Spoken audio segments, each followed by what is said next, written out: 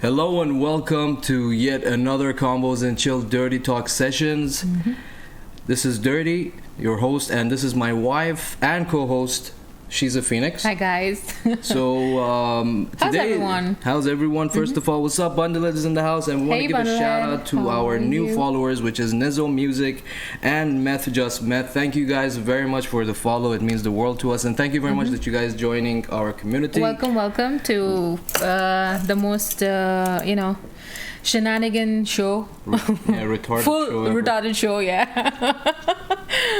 So regarding our guest today, his name is Gassan Aqel. He's I cannot say his surname because Why? I have the Indian pronunciation, you know. Why? Aqel. I cannot do the way you do it in the Farsi or Arab accent. I can't. Did you say Arabic? Did I say Arabic? You said Arabic. I mean, forgive me because I function on two brains, as everybody knows this. So we have a new follower, Haas 00312. Thank you very much for the new follow. Thank you. It means the world to us. And again, thank you very much for joining our community and welcome to the session. Yep.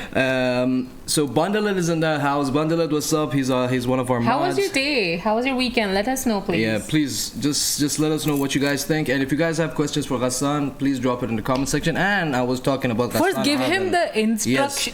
You jumped in the middle. Sorry, my bad. So, Gassan Aqel, he's a good friend of mine. I know him since 2015. He's a great artist, digital artist, and he's just a crazy guy with dark taste of art and music. So I'll not say any more because she has a lot of questions to ask him, and plus recently he been booming with his art, and he been releasing super dope stuff. Yeah. Like crazy good. Like some of it's so trippy and like amazing. Super I'm like the color combinations and the way the pictures or the thing is made, like the art is made. I'm just like wow. Yep. So Damn. without any further ado, let's bring him on the show. Gassan, my brother, how you doing, man? Welcome to the session. Hi Gassan, how are you? Hello, everybody. How's your Good. How was your day? How are you doing? I'm alright. Still in lockdown, you know. Oh shit. Trapped in four walls. No For way. the past 2 fucking years. But yeah, like all good. And you can call me Gassan Aqel. That's my artist name. So Oh, all right. it's okay. easier for people to pronounce. So instead of Yeah. doing Aqel. Yeah, exactly. The way he said it, I'm like, dude, there's no way my Indian ass can pronounce that. Do you know what I thought his name is? I thought his name is Gassan Aqel. All right. Then okay. in the last session that I told, I was like, man, you're pronouncing my last name wrong. It's actually my real name is Gassan Aqel. Okay. But yeah, like I removed Al and I trimmed the H from after the G, and so like people can pronounce it easy. Yeah. So it's Gassan Aqel. And I think Al-Aqel, it sounds more Arab. Yeah, you know? he is Arab. Wait, really? Yeah, he's from Yemen. No, Nice. dude, my identity, man. See, now I have to. Yeah. That's what you finished. Your whole career is gone. Was he supposed I to be was going undercover? as Greek for a while, man. Like it was going well for me. Now you blew my cover. You know? Oh God. Yeah, I'm from Yemen actually. Yeah. so, Oh, nice. Were you like born there and you moved somewhere else, or like what, did you stay there for a long time? Like how was your upbringing like? Yeah, well, I lived in Russia for 6 years. Wow. During my mom and dad were doing their bachelor's and their PhDs and masters or whatever. Beautiful. Wow. So I stayed there for like 6 years. Wow. And then I went back to Yemen. And then I came to Malaysia when I was 18, 19, almost 19. And I've been there since. I mean, I traveled everywhere by now, but yeah, like I stay in Malaysia. I was supposed to migrate to Australia last year. Oh shit. But yeah, like the lockdown COVID, happened. yeah, Australia yeah. locked Pandemic, yeah. their borders until end of 22. Oh. And here we go. Here we are. Yeah, it's crazy, man. It's been crazy insane. since last year for everyone, man. Not only the artists. You know, artists they took the biggest damage. Yeah, true. the whole I mean, entertainment. performers, yeah, but not for digital artists. Yeah, No, digital I authors love it at in least. everybody's face. No, for like I mean, we've been putting- getting fucked for the longest time. Now it's our time to shine. So I'm sorry. Yeah, but I mean, I bet that like you must be missing the feeling of like having like going out and watching art in like or experiencing art in galleries and like exhibitions and stuff. God damn, I miss music. I miss I watching can- concerts. Yep. Same. Like I miss like just going to a bar and there is a shitty jazz band there playing and you don't even like them. And then you keep downing drinks and then suddenly they sound really good. And then you go back home feeling empty. I miss that, you know? Oh, But, feeling empty. wow. that's a joke. That was a joke. Yeah.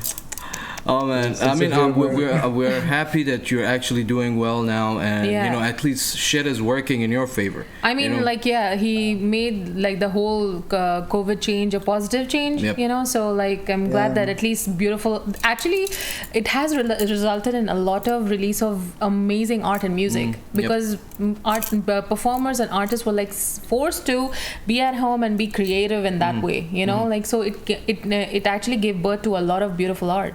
Exactly, yeah, and plus like Gas been doing this since long, but he just he just elevated the whole thing that he was doing, and I've been with him since because once I remember when I met them, they were in an office and they were designing a game like a mobile game. Wait, what? Yeah. Damn. So good old days, man. Yeah. It's weird. Like I graduated from animation in 2012. And I've worked in like so many different fields. Yeah, like I still do even 3D until today. I just actually released a music video yesterday on this platform called Known Origins as an NFT. And okay, I'll talk about that later. Anyway, yeah, I want to know more because now that raised my curiosity. Yeah. I mean, we're gonna dive into. Go ahead. So yeah, like I graduated from animation field. And then I worked in this company called Codemasters. They do like racing games and stuff. They're actually quite big, but it was a very boring job. The company was okay. Like I mean, it wasn't the headquarters, so it's not where the ideas gets cooked. It was just like a factory because it was a branch, offshore branch that just does work. So there was no creative input. So it was kind of a boring job. Like I would model like an exhaust for days and then give it to them and then they give me another blueprint and I modeled like a fucking bolt in the car for like another 2 or 3 days. It was so boring. So I worked there for like 6-7 months. Oh, God. And then I worked in a glass company, a glass printing company, which was really big. It was they had a partnership with HP. Nice. So I was there as the head of augmented reality. I was doing AR, so when the rich fucks buy those large ass fucking glass printing things, right, like artworks or whatever, like I'll just instead of them buying it first, I'll just go to their house and show them with AR how it would look on their wall and stuff. So yeah, we built this system and I was like leading that and stuff. Nice. That's amazing. Then I great, worked, man. yeah, it's weird, like check this out, it's gonna get like everywhere, right?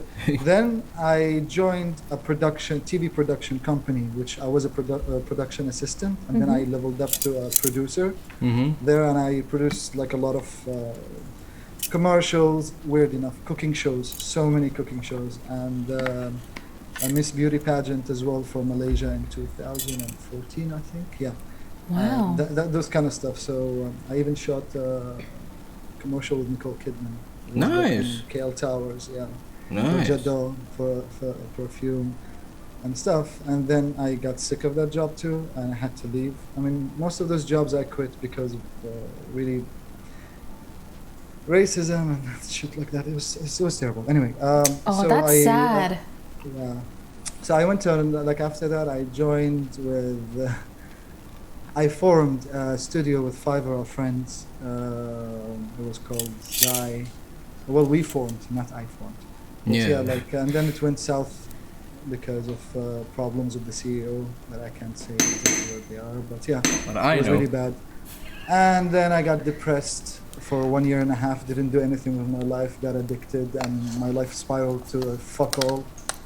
until I decided to make an artwork, and I made that artwork. I found so much joy, so much freedom from the corporate clutch, and I never looked back. But art really saved my life, because I was really suicidal at that point, because I've lost everything I built. You were not suicidal. You were just drinking a lot, like a lot. Also suicidal, bruh. That comes from pain, man. And also suicidal. Trust me. Nobody would know but me about this. Like, I stared at the razor for a very long time, and oh my God. I was Googling painless ways to go. Heavy topics for a fun show, but anyway. But you're here. No, I mean, see, the fact that you're even openly talking about it, and many artists face this. It's not just him, this is something that, exactly. So, especially with, COVID and that environment and stuff, and how it has affected many businesses for artists, like, I can imagine, so this was pre-COVID, but still, I can understand that even this is a process that any person from any walk of life can go through. So, first of all, kudos for you that you came, seriously, you came out of it and you made it a positive change, and really hats off to you for that. And I think sorry to cut you off. Bundle It is asking, Codemasters, the gaming company, when you mentioned the gaming company, yes, the guys who make F1 games. Nice. That is impressive. I mean, what a resume. Not really. I was very low there. I was a junior modeler. It was like, it's not as impressive as it sounds. Maybe my production days was kind of impressive, but not the Codemasters one.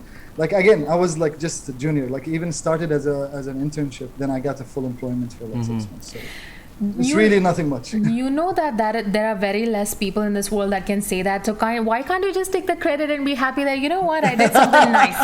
Just take it. It's gas. He's like so underestimating himself. Don't do that. I believe the more. Okay, here's a not underestimating myself statement. I think really though, the more you do something, the more you realize how much of an ocean it is. You know what I mean? Like you pick up a guitar and you go like, man, I'm gonna be the greatest motherfucker in the world, right? And then you start playing, and then in 1 year you're like, damn, I rock. And then in 2 years you're like, okay, I'm good. And 3 years you're like, fuck, I'm professional. And then in 4 years you go like, man, I really need to learn the guitar, And then in 5 years you go like, fuck, I don't know shit about this. In 6 years, and it gets like that. So the more you start to realize how much of an ocean, because you're halfway there swimming in it, and then you realize how big it is, the more respect you have, and you have to really let your ego down a bit. I mean, Matt is saying he's just being modest. Yeah. So I guess that once you dig deep into your own art and the way you create things and stuff, like you try to be your own critics to the level where this happens. Like you feel that. Yeah, but when you become a perfectionist, and plus when it comes to these category of jobs and occupations, you need to be perfect. Exactly. I mean, by the way, Bundle It is asking, did you work on Micro Machines franchise? No, sadly, no. I was working on F1. Nice. Like I said, it was kind of very boring for me, because. But again, I mean, on your resume, it's gonna on your resume it's gonna have an impact that you worked with such a big shot, in this like within this.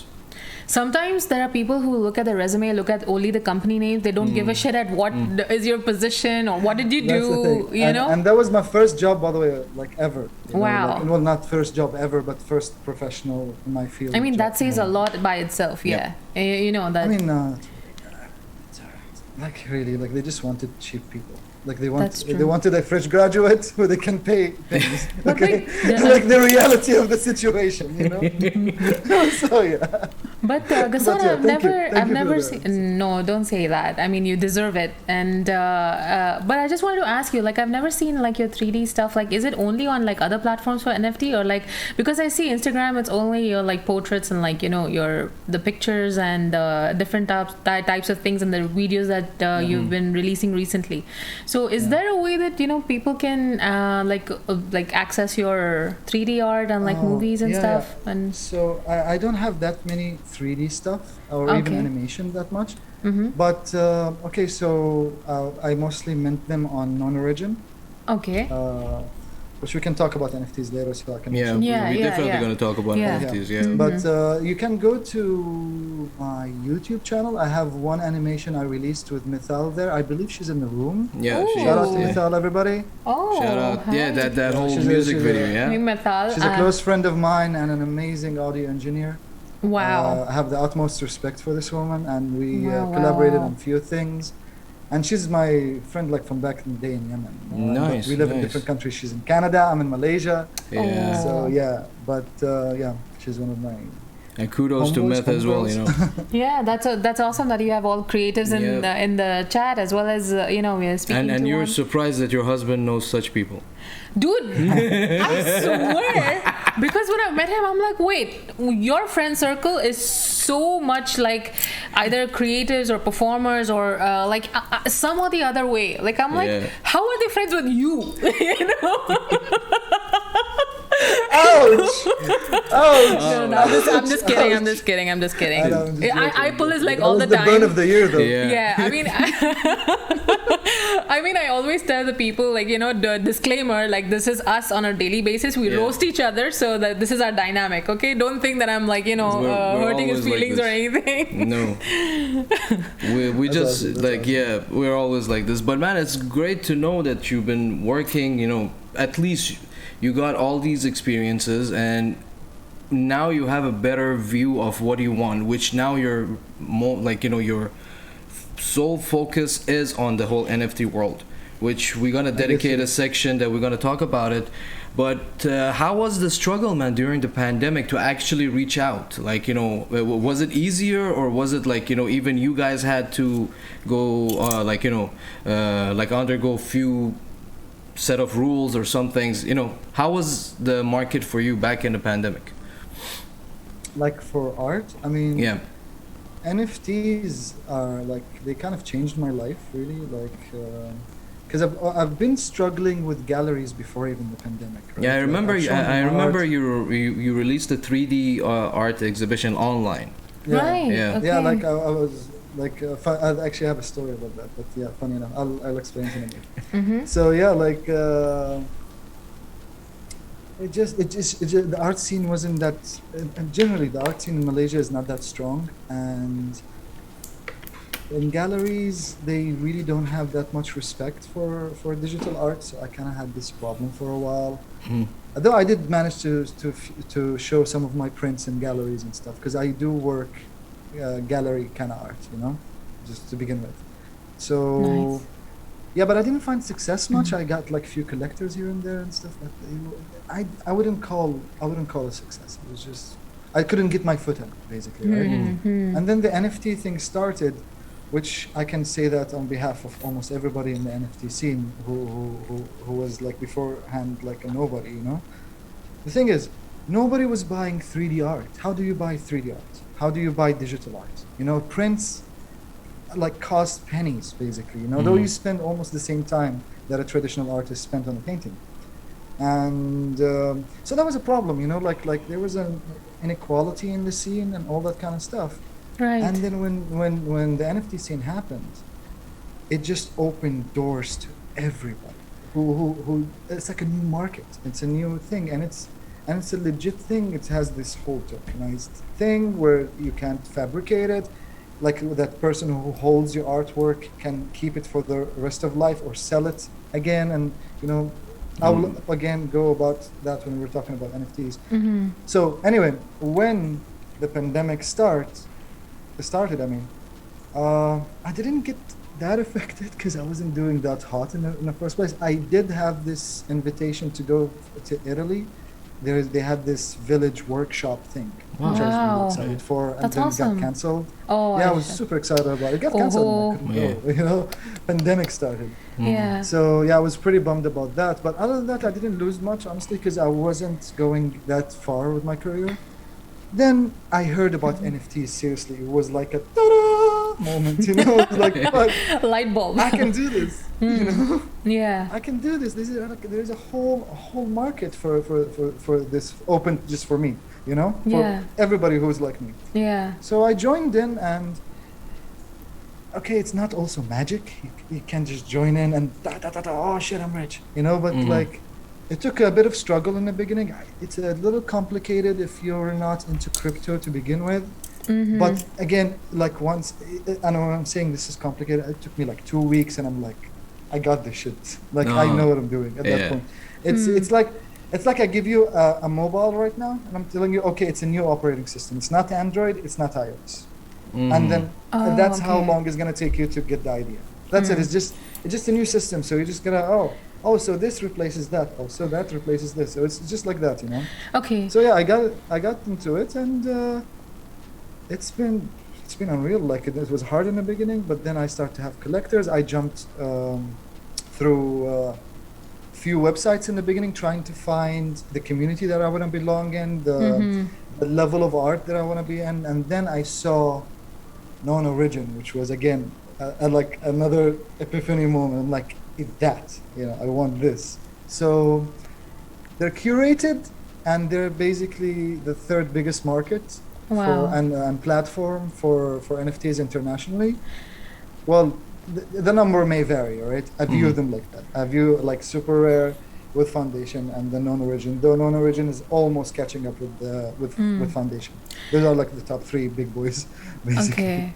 But so, Gassan, I wanted to actually ask you, since we're talking about NFTs, and I read up a little bit about them. They're like digital tokens. They're basically non-fungible tokens. So, fungible for people. Or like I like to say, it's non-fuckable tokens. But anyway.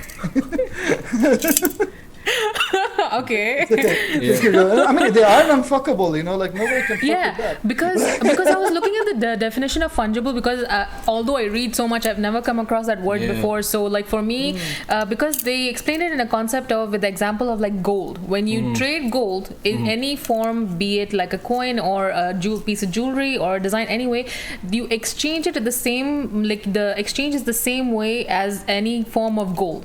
So that's the thing, that the exchange or the price or anything is like depends on the same, like even if it's in different forms, it's gonna be the same, treated the same way. Okay, so that's the definition of fungible.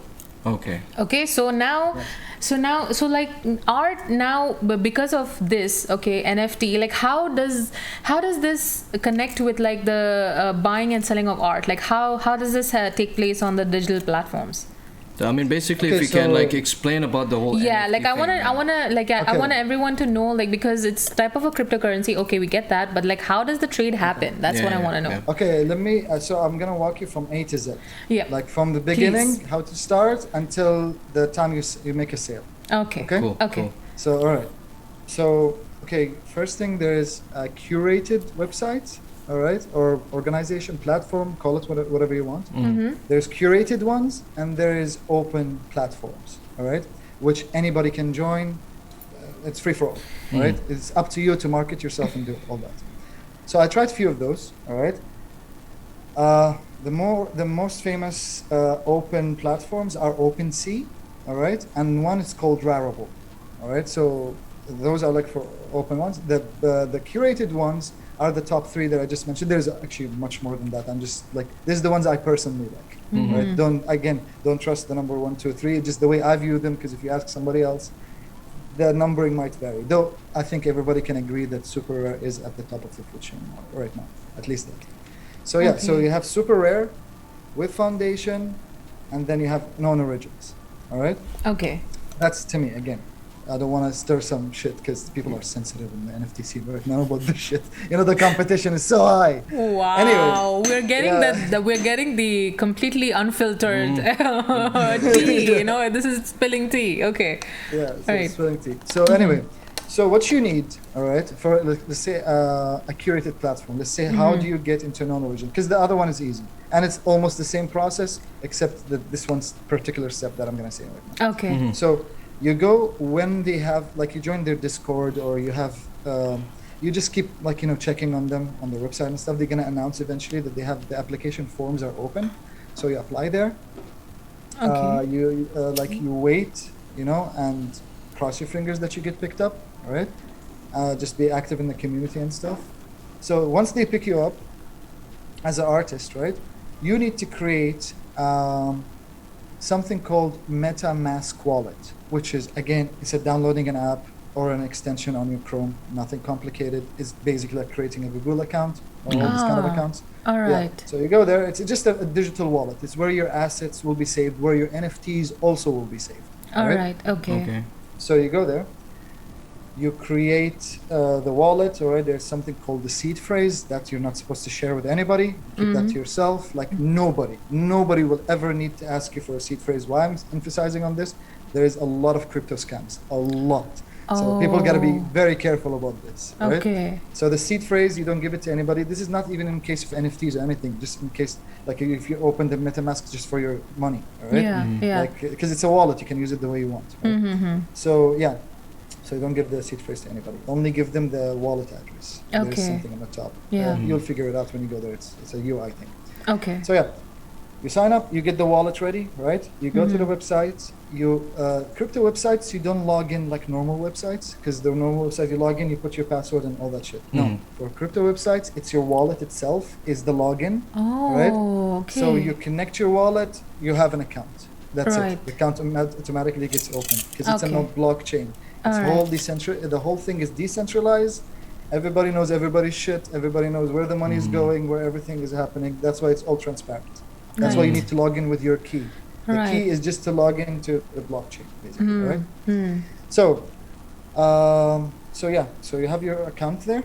You already got accepted. So you can start something called minting. Minting means posting your work, right? That's why they call it minting is the process. There's a lot of NFT lingo going on. So I'm gonna always mention the thing and then explain what it is, just so I don't confuse the viewers. So minting is posting, right? So the minting process, all right? You have your artwork, video, photograph, whatever it is, even music actually, anything you can think of, right? That is considered art or even poetry sometimes. So you have that file ready, all right? You go there, you upload the file. There is something called editions, all right? So you can have it one-on-one. So it's like one edition and that's it. It's sold, it's gone, all right? Then you can have it from 1 to 10, from 1 to 100 edition, all right? Okay. You set up the price, how much you want to set it up. It's in Ethereum, right? So you have Bitcoin and then you have Ethereum. Ethereum is number 2 right now. So the whole NFTs, not all of them, but most of the places uses the Ethereum blockchain. So yeah, you set how much ETH do you want it to be. That's the shortcut for Ethereum, how much ETH you want it to be. 1 Ethereum equals $3.2 to $3.3 thousand as we speak. I think it keeps fluctuating. Wow. Okay. This shit is some serious shit going on. I'm telling you this. Wow. Anyway, so you set up the price and everything. All right. You fill up the details. You fill up like if there's the medium and stuff. It's a normal filling form at this point. Okay. So you set it up. You click post. Then there is something called gas fees. All right. Okay. Now like. This is your best friend and your worst friend at the same time. All right? Is gas fees the one that we pay you? Sorry, yeah, lame joke. I swear, if I had $1, every time I heard this, if I had $1, I probably have like $10 by now. I apologize. Sorry. It's all good. No, like actually, gas fee. Sorry. Please continue. So there's something called gas fee, which is the transactional cost for that specific transaction. All right. So. Again, gas fees may vary. You have to pay gas fees if you want to mint an artwork. There's no way around it for almost every platform, except OpenSea, which is a whole new thing you guys can discover by yourself. Because if I explain that by itself, that's an hour anyway. Yeah. So yeah, like you have to pay the gas fees. I'm not gonna go deep into it so I don't confuse anybody. Just understand it like this on a basic level, and once you start doing it, you will get deep into every step, like and understand it better on your own terms, on your own time. All right. Okay. So yeah. You have to pay this gas fees. Now this motherfucker fluctuates a lot, right? So gas fees is for the network to run. It's for the whole, like because it's decentralized, so we're funding it. You know, the people are funding it. So your transaction will cost electricity to burn to run your transaction. So you're paying for that. Right. You know, that's the whole idea of decentralized and self-maintained. So when it's congested, when there's a lot of transactions going at the same time, a lot of people are using the network, the gas fees goes up by a lot because it needs to go through so many filters. Wow. If it's free, so there's like websites like Ethereum gas station and stuff that you can actually keep refreshing and seeing how much you have to pay. Okay. Though non-origin just released their new update to their platform, so they have they call them Gwei.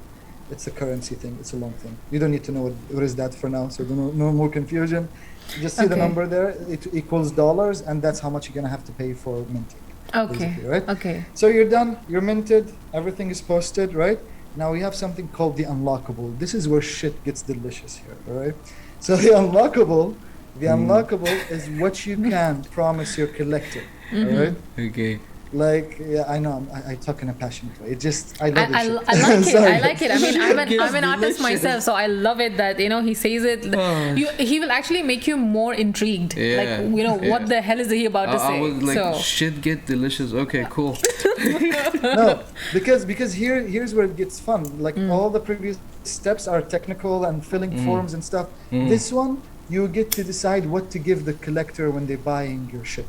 So you Right. get, like, let's say you have an artwork, you can add the physical artwork there, right? Like I will ship you the physical artwork.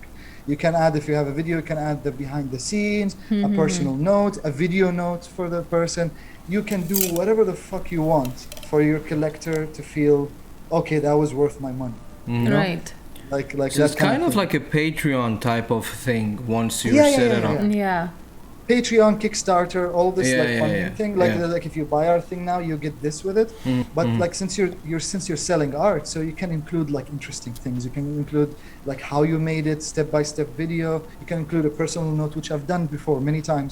I will include a very personal note, and I will add my phone number there, and actually literally beg them to call me. All right, because I want to thank them personally. Oh, that's Right. so nice. sweet. And then they will call me, and actually I already made like 5-6 friends through Awesome. this, That's like awesome. like the people who collected from me, yeah. And it's really nice. You start a whole dialogue, and there is nothing.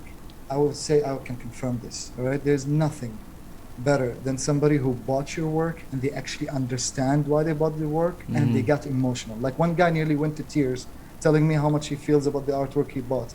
That Wow. Nice. That is that's amazing. just the greatest feeling any human being can have. I'm so fortunate to have experienced that, honestly. That is So, yeah. awesome.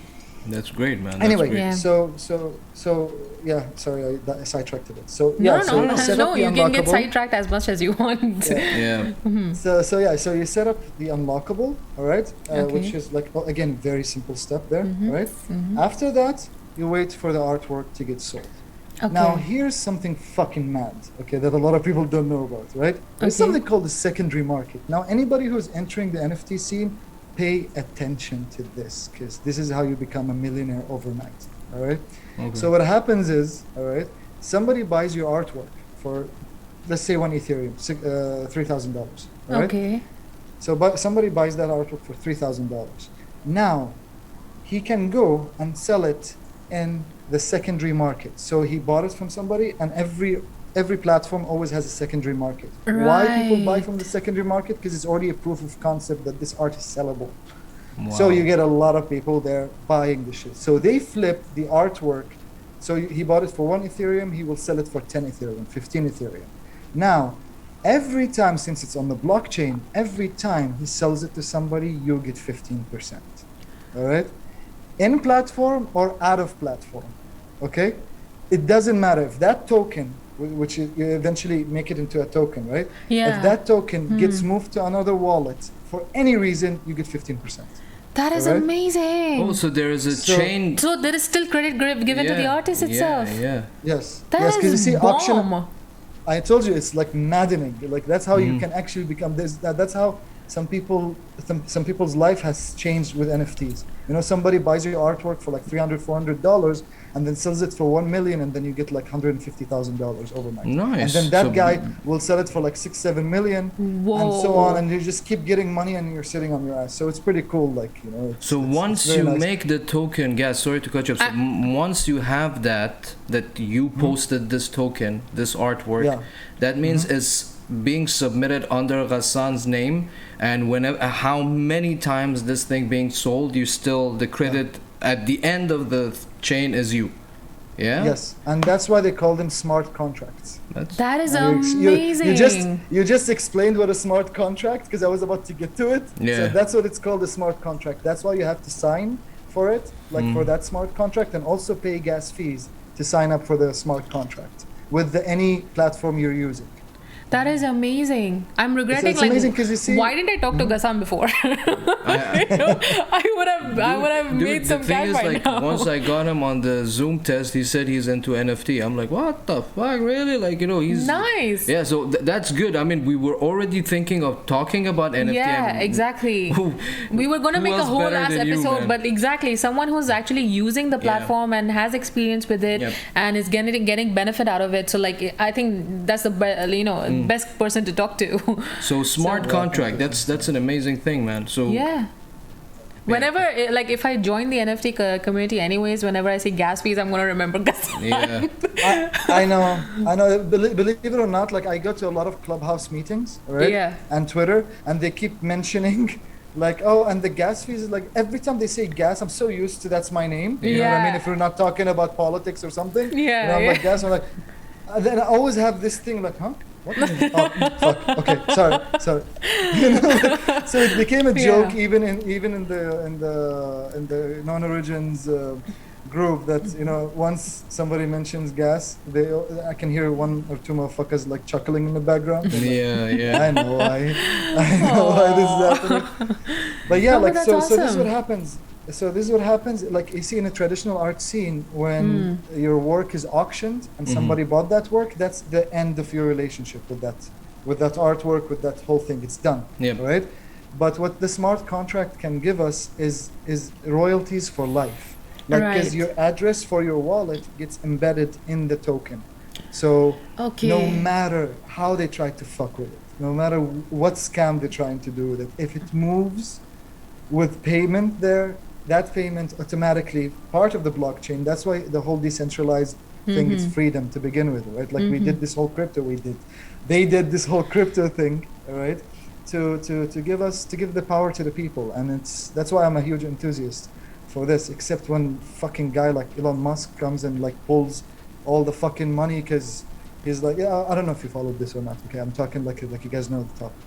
Elon Musk invested with billions of dollars into Bitcoin, and it shot the Bitcoin price by a lot, and it stayed there. Oh. All right, and then once people got really encouraged, they pumped in all their money, and the moment they finished pumping their money, he's like pulled everything. Oh. All right, Oh, so God. it went from 65 fucking elites, man. It went from $65,000. It was $65,000. It went from $65,000 to 40. Oh. Wait a which is second. huge- Bitcoin is $40,000. It Well, it was depends. 65. He's saying it was Dude, 65. the last time I knew it was $5,000. Wow. Dude, there are different kinds. That's the thing. There's Dude. not just one kind. No Dude, Bitcoin. Ahmed, I started investing in 2018. All right, Mm-hmm. you missed out, man. And honestly, it's still not late. If you even put like $1,000 there, I can guarantee to you, in like 5 years from now, it will be triple that without you doing anything. So I invested in 2018, where it was like, I think at that time 1,000 or something like that. I remember it was like not that much, and I invested with a decent amount and just left it there. And yeah, it's like over 65 times that price now. Wow. So- Wow, that's awesome. So yeah, like it's a great investment, and honestly, like forget about the people worried about cryptocurrency is just like a fad or anything. Motherfucker, the banks is a fad. Okay, the whole concept of a bank is basically give us your money so we can actually build bigger houses for ourselves. You know, because Yeah. one fact that a lot of people don't know: banks don't have the money that you put in them. You know, like if Yep. everybody wants to pull their money from a bank at once, they cannot do that. Any Yep. bank in the world, it's even part of their protocol Yeah. how they cover themselves, like Yeah. you know. So it's Yeah. like, oh, it's part of the law. You should know this, you know. Yeah. That kind of thing. While in crypto, you can still pull your money, you know. Like everybody has their money. Everybody knows where everybody's shit is. Like from your wallet address, I can tell every single transaction you made, and you can tell mine too. I mean You know? that's So it's public. Yeah, and that's awesome that NFT like all these like different websites and stuff, they the invention of this kind of currency for artists is so awesome because it actually like safeguards their future. Other than that, it's a like a place where art can be sold like safely, you know, like without any like hassle or anything. Like you can do it literally by sitting at home. So And I know, sorry if I interrupt you. It's just I might forget about this. One very, very good thing, like personal thing that I found in an NFT scene that is really interesting. It's new space. It's a new space. So let's say you're super established, like super established, or you're a nobody. Like it's your first artwork ever made, right? When you enter the NFT space, everybody is equal. You know what I mean? At least it is like this now. I don't know how it's gonna evolve. It's evolving so fucking fast. It's scary, you know. But I don't know how it's gonna evolve. But for now, you should, like, once you go there, man. Yesterday I was talking to this guy called Chris Cafaro.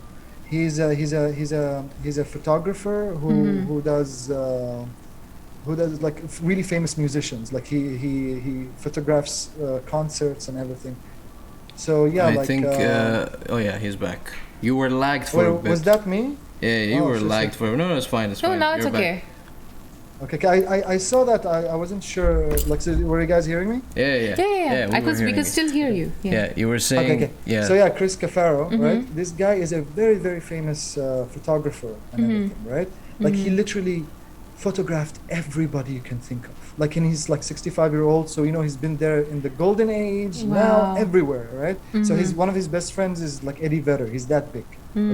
Okay. And he entered the NFT space extremely humble. Like, I talked to him twice before I figured out who the fuck Chris Cafaro is. You know, and I was like, I am so sorry, man. I did not. I was talking to him like like you know, we're having a chill session on Clubhouse, and I'm like relaxed and like, yo, what's up, man? You know, all that kind of shit. Yeah. And that's the beauty. That's the beauty.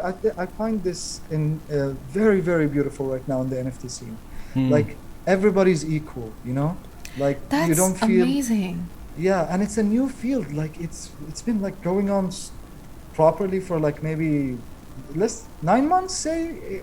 10 months? It's fairly new. Yeah. I mean, it's been there for a while. It's been there for like 2 years or something, but it only picked up steam like 9 months ago. You know? Wow. Yeah, I remember it was late 2020 that it was like NFT and. Dude, I had a lot of good friends that the guy was a calligraphist. He's actually also doing well with the NFT thing. Wow, that's awesome. Yeah. I mean, for me, It all is the this is future. new. So yeah, I mean that's. It is the future, but a disclaimer: it is not going to replace art. A lot of people thinking like NFTs is going to replace art or something. Like it's going to. I'm sorry. Replace traditional art. Yeah. Right? Yeah. It's not going to replace traditional art. Like they're going to walk in parallels. You know, like because.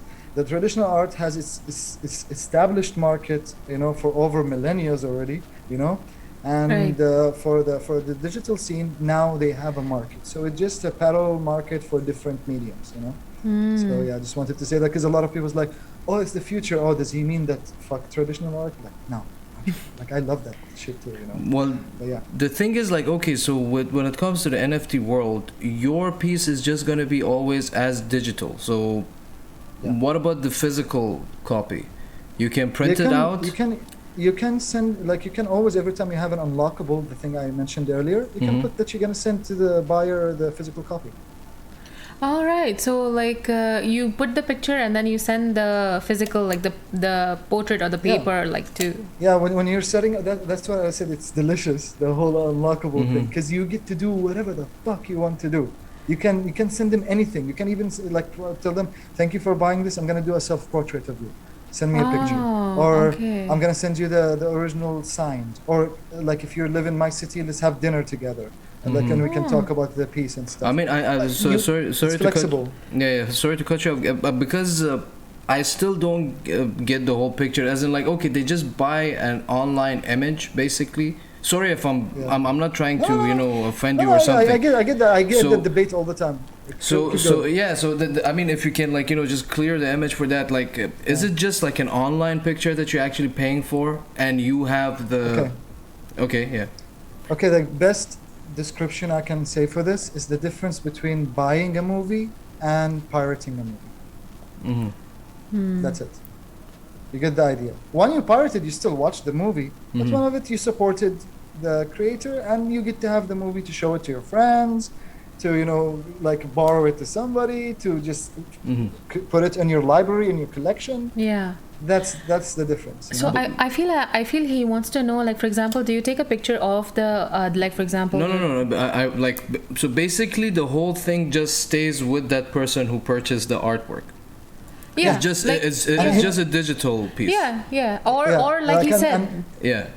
Yeah, he will be the only, or she will be the only person, all right, who has the certificate of authenticity that they own that artwork. Okay. The token, okay. the token, basically, they call it a token, but the reality of it, it's a certificate of authenticity. Wow. Okay. Nice, Yeah. nice. So That's awesome. That's the difference. I mean, as he said, it's quite a tricky thing, as in, like, there's a lot of things that you might not understand in the first, But I Yeah. promise you, it's just like learning. It's just like learning a new operating system with the knowledge of the previous operating system that you already know how to use. You're just gonna apply that and learn just few new, different ways of doing things.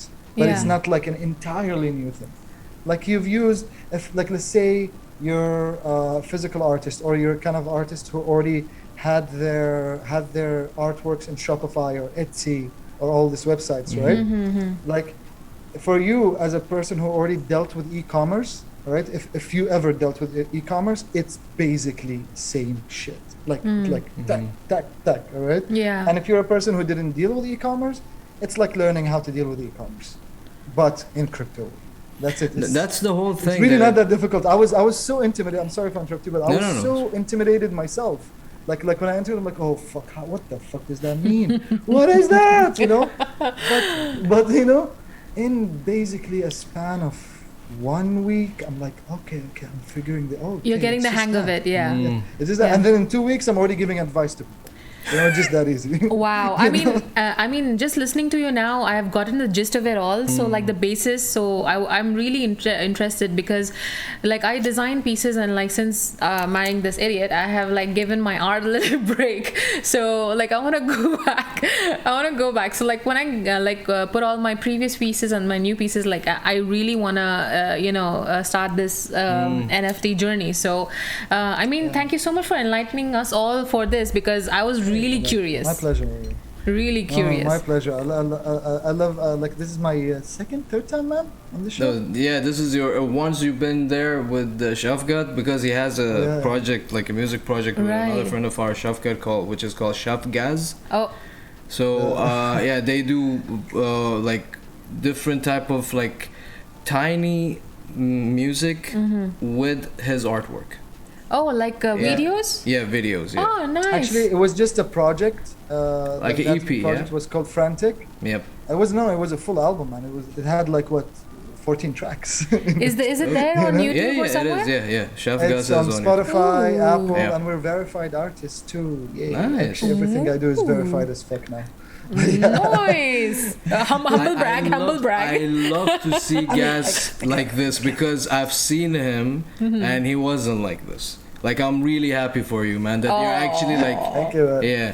Like, man, you've seen me when I was in the bottom. Like, you've seen me when I was in the bottom. You've seen me when I was trying, and now you see me when I'm like, Yeah, he was, yeah. When That's we were really chatting and everything, it was like I nagged to him about my situation, he nags to me about his situation. I mean, that's what friends are for. Yeah. You just nag to each Of other. course. That's it. And he's already turning into an old uncle, so nagging is his like hobby now. So.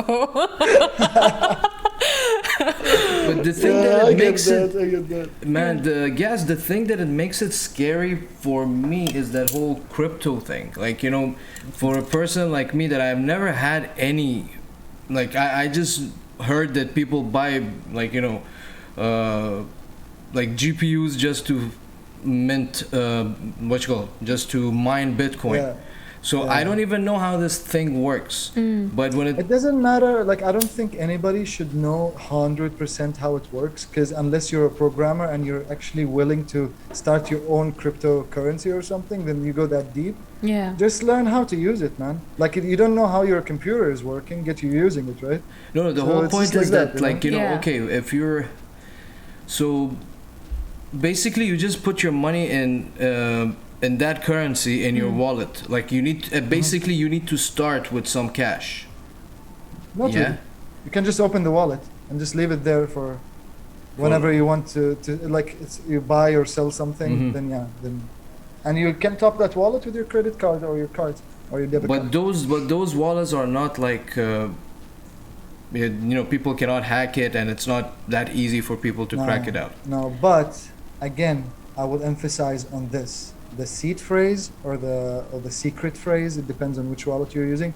If there is phrase, right, it's like a series of 14 unique words, all right, which if anybody has this, yes, they can actually steal all your fucking money. So the safest way, I'm a bit paranoid about this, all right, and I think everybody should at this point, save it offline. And what I mean by offline, write it on a pen and paper and put it in a safe or put it somewhere where nobody can have access to, offline, because anybody can actually hack your computer and get your seed phrase. So wow, I've said that in forums before and in non-origin and stuff. The blockchain is bulletproof, but the people aren't. Right. So that's what you need to know, you know? Right, So right. like there have been cases that they actually hacked someone and took their. Oh yeah, 100%. Yeah. 100%. But so again, many, man. maybe so it's many. because of their carelessness and like their, giving the information like he said that it's not supposed to be given. You know what? I wasn't gonna mention this. Then I start to feel bad because I live by the philosophy of put everything on your sleeve. I got fucking scammed, and I'm fucking tech savvy. Okay, Oh, no. I got scammed. Yes, I got scammed 2 months ago. How? Alright? And I made it public. It's even all over my Twitter and stuff. These motherfuckers are getting good. Like, these motherfuckers are Obviously. getting good. All right. So I was signing. I got a sponsor from this thing called BitClout. It's a social media thing. All right. Fuck it. I'll shoot myself in the foot. I don't like it. They put fucking dollars for prices of people. It's ridiculous. Everything is with money there. It's like the worst Black Mirror kind of nightmare. It's basically if you want to you actually put money, like you like with actual money, they like you with actual money, they follow you with real money and all that, and it's all crypto based, and they're sponsoring me to post there every day. I'm very public about it. I don't like it, but hey, I'm posting every day. So here you go, guys. That's the best way I can do BitClout if you're watching. Anyway, so I did this deal with BitClout, all right? Okay. And it's going well and all right? But 2 days later, I get a very similar deal from this place called Sketch AR, all right? Okay. And they're like, "Good morning, Gassan. We saw your work and we're really impressed. Let us know if you want to collaborate with us and all that." And I'm like, okay, I know this in my head. This is a scam, 100% a scam. But the thing is, 2 days ago, BitClout reached to me, and this guy's reached the same way. All right. So I'm like, okay, let me reply. I replied. I'm like, okay, what's your offer? What's happening? He's like, okay, so we saw your artwork. Fill in artwork name there, right? And then they critiqued with a whole paragraph. Like, we saw your artwork and we like this, we like that. So clearly they understand art, all right? And we would love that if your what do you call it, work is on our platform, all right?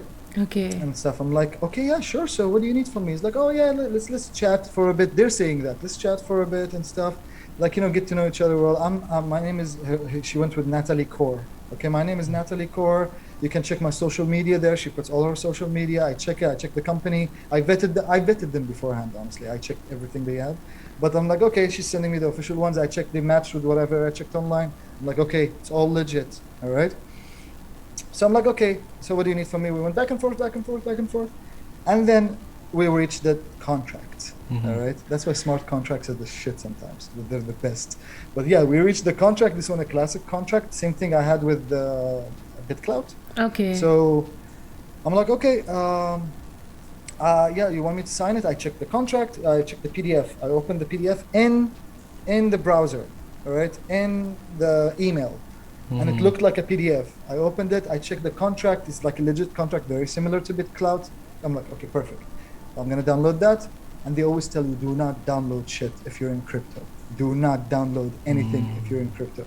Again, yeah, it's insane. Anyway, so Wow. I clicked on the PDF file. Turned out to be a spoof image. The moment it started downloading, it converted by itself into this .scr file, all right, which opened by it. I realized it immediately because I read in the NFT community about this specific virus that is targeted to people in crypto. The moment I saw that, I immediately tried to quarantine the virus and stuff, but I fucked up. I forgot my wallet. It's not locked, it's unlocked, and what the virus does is screencasting and key logging. So it logged immediately. Oh, and Yeah, they so can have a look at your screen and like your wallet and Exactly. stuff. All right. Exactly. So I went, tried to Oh. quarantine the virus, and then I panicked. I'm like, fuck, I need to lock my Yeah, wallet. The yeah. second I clicked on the browser, Yeah. and my wallet showed, it flickered for a second, because usually when you send money to somebody, you click send, you click their wallet address, and then send again, and then pay the gas fees, and then it goes through, right? Right. I saw my wallet for a split second going like, it flickered with all this send, blah, blah, blah. They're that fast, right? And then I'm like, oh, fuck. And then in front of me, I had 1.7 Ethereum at that point. So it was like almost $6,000, like, you know, almost there. It was like 5,000 something dollars, right? And in front of my face went zero, right? And I was like, oh, fuck. And it was like 2 days before my birthday, just to make it Oh worse. my Man. god. Dude, I'm sorry to hear this, man. That is This insane. Yeah. So how, did you like complain or Terrible. like did you What complaint is Oh. crypto, man? like There's nothing. nothing? It's my fault. It's my fault. Oh shit. At the end of the day, yes, they scammed me and all, but the legality of this, I even asked online, it's technically your fault. You're the one who clicked on download. It's not the flaw. The flaw wasn't in the crypto wallet. The flaw was in your humanity. You So- know? so- That's what I said earlier. So I just wanted to ask you that when the contracts or smart contracts are actually sent to you, they're in like this in like the legit ones I'm talking about from Yeah. like the websites. Okay, no, smart contracts happen within the wallet itself, so nobody can bullshit Right. anything. So it can't be a PDF or like a document or something. No, none of that bullshit. Yeah, it Oh happens shit. within the wallet itself. Oh. Yeah, so that's the cool thing about it. Yeah, but the traditional ones is the ones you have to download, sign, and then send back, right? Okay. So yeah, like those guys played a mind game, and then when I raised this issue, by the time I'm raising this issue with non-origin and stuff, just to inform people, I think about 7 or 8 people stepped up that they got scammed with the same thing the same day. So it was a targeted attack actually Oh. at certain individuals, and And I guess they've been studying our work for a while too. imagine it's just a new platform and they're already figuring out ways to Dude, you know they fuck will it not. up. They will not leave any places like this. Dude, crypto, it was already a dangerous area, so Yeah. this is easier. So the thing is, if you don't download anything Yeah. on the machine that you use crypto, like Yeah. when I say anything, of course you can download from Google. But Yeah. make sure it's not a spoofed, it's not a spoofed URL as well, Yeah. right? Because that happens a lot. Yeah. If you don't download anything, if you don't do any of the stupid mistakes that you know, like you know why I wanted to tell this story, because earlier you said, like, oh, some of these people, they have very little knowledge and that's why they get scammed. And I agree with you. This happens a lot to people who have little knowledge, but also people who got, like, you know, a bit cocky like me, like, okay, I'm already tech savvy, I know this is not gonna happen. Like I was worried about downloading anything, and I never downloaded anything, right? Until that moment, I just got a bit relaxed because of BitClout. I'm like, you know what, it's the same thing, man. You're just like, you know, just people want to work with you now. So just accept that. Stop being too paranoid. The Yeah. moment I let my guard down, I got fucked. So for anybody entering the NFT scene, if you don't download anything from anyone stranger, like from any stranger, from any Yeah, stranger, yeah. right? Like, you will never get hacked. It's impossible to get hacked.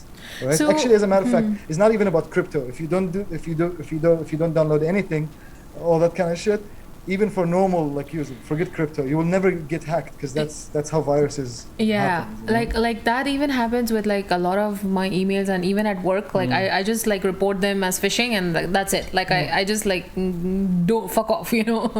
Like I don't open anything. but man, so it's crazy. so how do you distinguish, like for example, like you said, the traditional contracts will be in like a form of documents. So like how do you distinguish between a legit one and like, you know? Dude, this website was a legit one, the one that they Yeah, scammed them they scammed, also, yeah? exactly. Yeah. The thing is, they all disappeared. There's something called spoofing websites, right?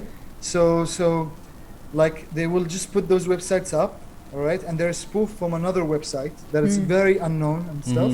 and then they will build a whole online thing. So when people vet them, they can't, oh, should they look legit? And then the moment they have already a deadline, because I researched the fuck out of this after the scam. You know how it works. The moment they take from their targeted victims, the moment they take the money from them and all that shit, get off the grid. Yeah, they don't stick around. Yeah, for they more. don't stick around. Yeah, they take as many fish as they can. Yeah, so like I checked the website, I checked the Instagram, I checked everything is gone. Even the app on Google Play was gone. Wow. Wow. So yeah, they're that good. They're that good. So to not a correction of your sentence earlier, just an add to it, right? Mm-hmm. Even if you're really tech savvy, if they can get you through your humanity, they will get you there, because they got very psychological from it. Like they got on a very psychological level, and then like praising my art in a certain way and critiquing it like a very, very well versed art critique, what you expect from a website that does art kind of thing, you know what I mean?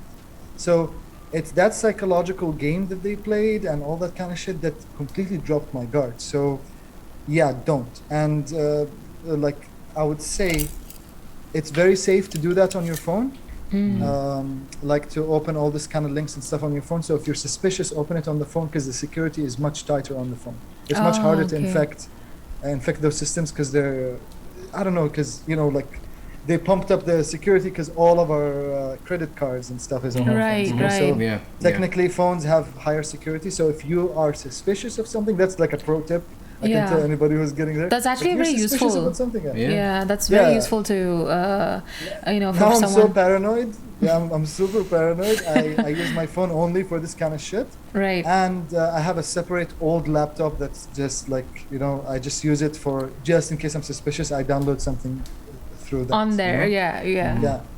And also, if you have any suspicion for any reason, whether you were doing shady shit or not doing shady shit, right? If you have any suspicion that somebody hacked you, immediately change all of your password. Not the password you're suspecting, everything that you care for that has a password, go and change them immediately, because the chances are they already have that. They can actually extract. I read that also online, because that's why I changed every password I've ever made in my life. It was such a pain in the ass to do all this shit, by the way. Like it took me like I think 3-4 days to do. Yeah. Like, because I had to change every password, because what they do sometimes, they can access the Chrome cache of all your data, right? So like all your history, like whatever you've browsed and checked out, and all like those. even not even browse, that's the least of your worries. They can just get every single password for your bank, for your everything, or your credit card. And with by the way, I just got lucky, honestly. I think the targeted attack for me was just to take my crypto, right? And that's it.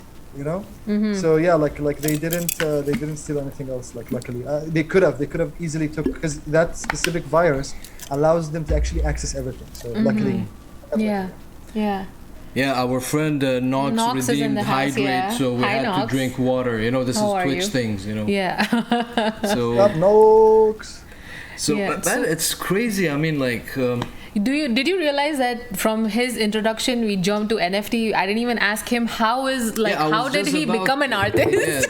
I didn't even ask him that. So I'm not. Who told you I'm an artist? Like you guys get like really weird rumors. But like okay, so if a person creates art, what is he called? A hooker.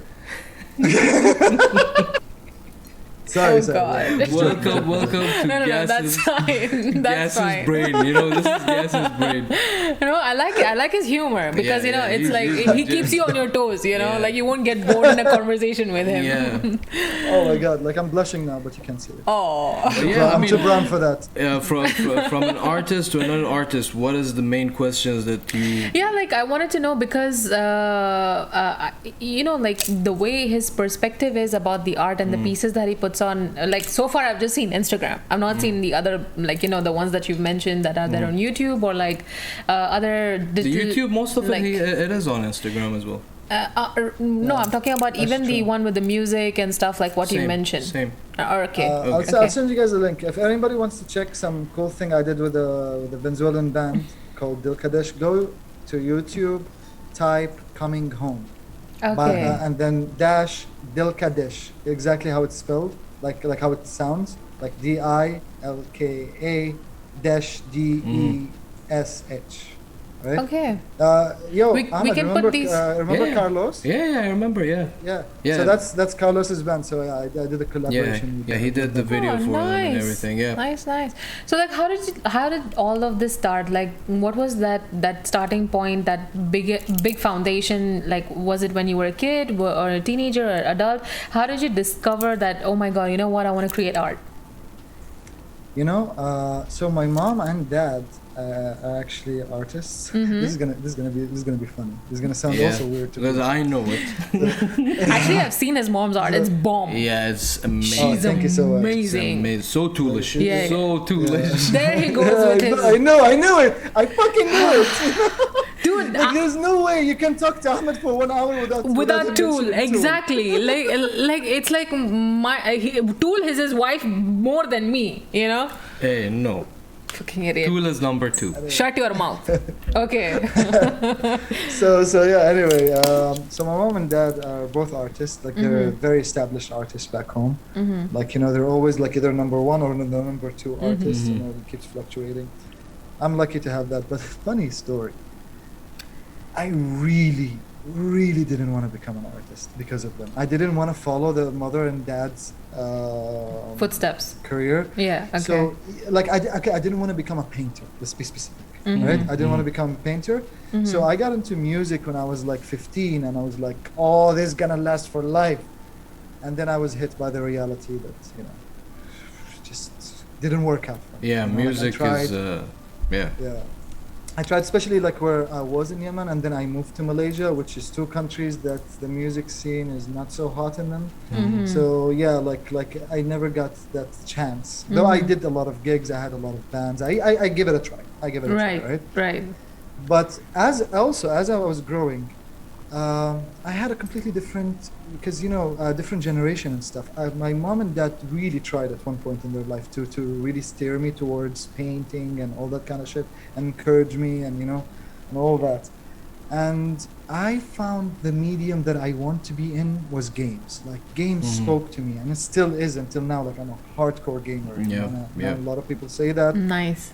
Trust me, you don't even know. Like I'm a hardcore fucking gamer, man. Okay. Like currently I own all the consoles still. I have like the Switch, PS5, and the Xbox Series X. Nice. Wow. So I've always been like this, and I just love video games so much, Right. Like a humble flex. Look at that. See? Yeah. Yeah. Humble flex. Oh. That's Yes! awesome. That's awesome. Someone is pimping. Uh-huh. I mean, So I've always loved games and stuff, and my mom and dad really tried to steer me towards the art, the painting and stuff, and they never connected with me, honestly. Like I just felt it's not what I want to do. I always liked it, but it's not what I wanted to do, and I wanted to do games, So I decided to study animation because I didn't want to study programming. I was more into the art side, and I still am until today, So I studied animation in hopes of being, like in game development and stuff. And I already mentioned earlier how my career went, and all that, like with the game studio, and then forming my own game studio. Yes, exactly. With the group and all that shit. Yeah. Well, yeah. No, I'm not. I haven't given up on games, honestly. I have a very big project that I'm actually been working on for a while. Well, planning. I'm in the planning phase, and it's gonna take 5 years. I have a crazy plan for a video game that it also involves an NFT, and I don't want it to be like a commercial shit. Like I actually want, think. I hope nobody steals this idea now that I'm saying it. Like how Kickstarter is. Right. I want to do something like that, but the people who bought assets from the game actually own the game and credit it in the end. Wow. Okay. That is awesome. That's a whole other Now, level. The thing is, I know by the time it comes out, because I want to work on it slow. I want it to be like a decent, very good quality kind of thing. So I want to work on it for 5 years. Yeah. And my partner Sherne, she also knows programming, so she's gonna help me with the programming and everything. And I got one of my friends. His name is Ifad. He's gonna help me with the concept art and character designs and all that kind of stuff. That is so cool. And I want to work on a slow, steady rhythm for the next 5 years. Why I'm saying I'm not worried about people stealing the idea, because I know for a fact by 5 years from now somebody would have done it. Already exists. Yeah, this is not a project that I'm gonna do in the next year or 6 months. It's gonna take a long time. So Steal Away, I know, like it's a lost cause anyway to be authentic yeah. and original these days. You know, like everybody's gonna beat you to the punch. So I'm just gonna focus on the quality and the storytelling and all that. And trust me, I already have a lot of material. I'm like halfway writing the whole game, and me and my partner, we already planned a lot of things, and like there's some cool shit. Like I even consulted some people in the NFT scene. How would I go about this? Mm-hmm. It's been going really well. So yeah, that's what inspired me. It's always been games, but I also have a very, very deep love for still frames and 2D. There's something just so deep about the 2D space that I can get lost in. Like 3D space doesn't speak to me that often. Like it speaks to me on a certain level, even in video games. Mm-hmm. Don't get me wrong, I love 3D art. I love that. It just personally, artistically creating those things doesn't inspire me for concepts and stuff, because it's a 3D space. Anything can happen. But when it's a 2D space, the constraint of the space itself gives you this a lot of concepts, a lot of things that you can express that you cannot express in the 3D space, because in the 3D space everything is possible, while in the 2D space you have to portray the illusion. I love the illusion, I guess. I love the illusion of the 2D space, that it's your mind is tricking you to see things in 2D. Right. I know it's a really weird art theory. It's a really weird art theory, but yeah, like it's my own, and I've always had that in my mind. So No, I actually, even for movies, I love yeah. 2D stuff like Yeah. so much. It's great. I get that. I mean, the way he captures some images, or like even on his Instagram, sometimes when I see that, like, it really makes you curious. Like, it's a thought-provoking kind of like Thank you so much. because Thank you. the way the colors flow into each other, the way the form or the human form is portrayed, Yeah. it's so different than what I've seen anywhere else. So like for Thank you so me, much. like I appreciate that. no, it's truly amazing, and I wish that there are more artists like who get inspired through this, and like get into different fields, and like try to get into, for example, like he's saying, like different forms, like 3D or 2D, like Yeah. it's Amazing when you experiment with this, Yeah. like judging from a personal experience and some experiences of my dear artist friends as well, and colleagues Right. and stuff, right. Like, okay, like it's the same thing with music, right? Like I started playing guitar, and then I was like, I need something is not getting scratched there, Yeah. Right. And then I got myself a bass, and I was like, fuck yes. 4 years later, I'm like, maybe if I learn the drums, like, it will improve my playing, you know? He has And then- everything and then- at his place. Okay. Yeah, and I have a really nice studio. I can't Yeah. show you right now because I would have to carry the whole fucking thing. Yeah. It's far there. But, Oh, okay. No but, worries. Yeah. But yeah, like I bought the drums, and I played the drums, and guess what? It did improve my guitar, which is my original instrument. So Wow, everything you interesting. add. See, before I used to play guitar with a drummer, all right? And I will just feel the drums. Right. Just like, oh, I'm just playing by the feel, and oh yeah, I switched the beat like this. Oh, I'm gonna switch to that. But now that I know how to play the drums, and I suck at drums. Okay, I'm not that great at drums. Yeah. I just know how to play it. Okay. But yeah. But he's a good guitarist. Ooh. Yeah. Yeah, I'm okay. But anyway, so I played. Again, being modest. Anyway, I played the when I played the drums, and then I switched back to guitar. Like I noticed, like if I'm playing with somebody who's playing the drums, then I know what he's doing. Yeah. Like just the fact that you know how that feels, Yeah. your input will be different. You will be quarter note earlier. Right. You will be more accurate because you know how this fill works exactly. Right. You know when he fucked up and when he didn't fuck up, or she fucked up or she didn't fuck up. You know what I mean? Like Right. Yeah, all yeah. this kind of Better stuff. sense you of will rhythm, gauge. and yeah. Yeah. So the same thing I would say about any form of art. Let's say you're writing music, all right? You're a music writer, and then you did a book, a poetry book, Right. all right? And then you went back to writing music again. You will notice there's some print has been lifted, left there. Left there for you to explore and stuff. So same Right. thing for me. Me exploring different spaces and different art forms would always give you a better understanding and a better input on the whole overall thing, So, yeah. So I wanted to actually ask you about your videos that you've recently come out with the series like Arting Within the Wilderness of Four Walls. I love that concept. Yeah. That is amazing. Like when he starts talking, I'm like, you know what? Now I just want to go to sleep. Like it's so calming to even just listen. Forget about seeing. Forget about seeing. Dude, ever. His Nobody voice ever told me I have a calm voice except you. Thank you for that. No, really. Say if I'm wrong. Yeah. She was like, she always told me, like, this idea is very unique. Exactly. And like, for me, I told her, like, listen, this is just gas.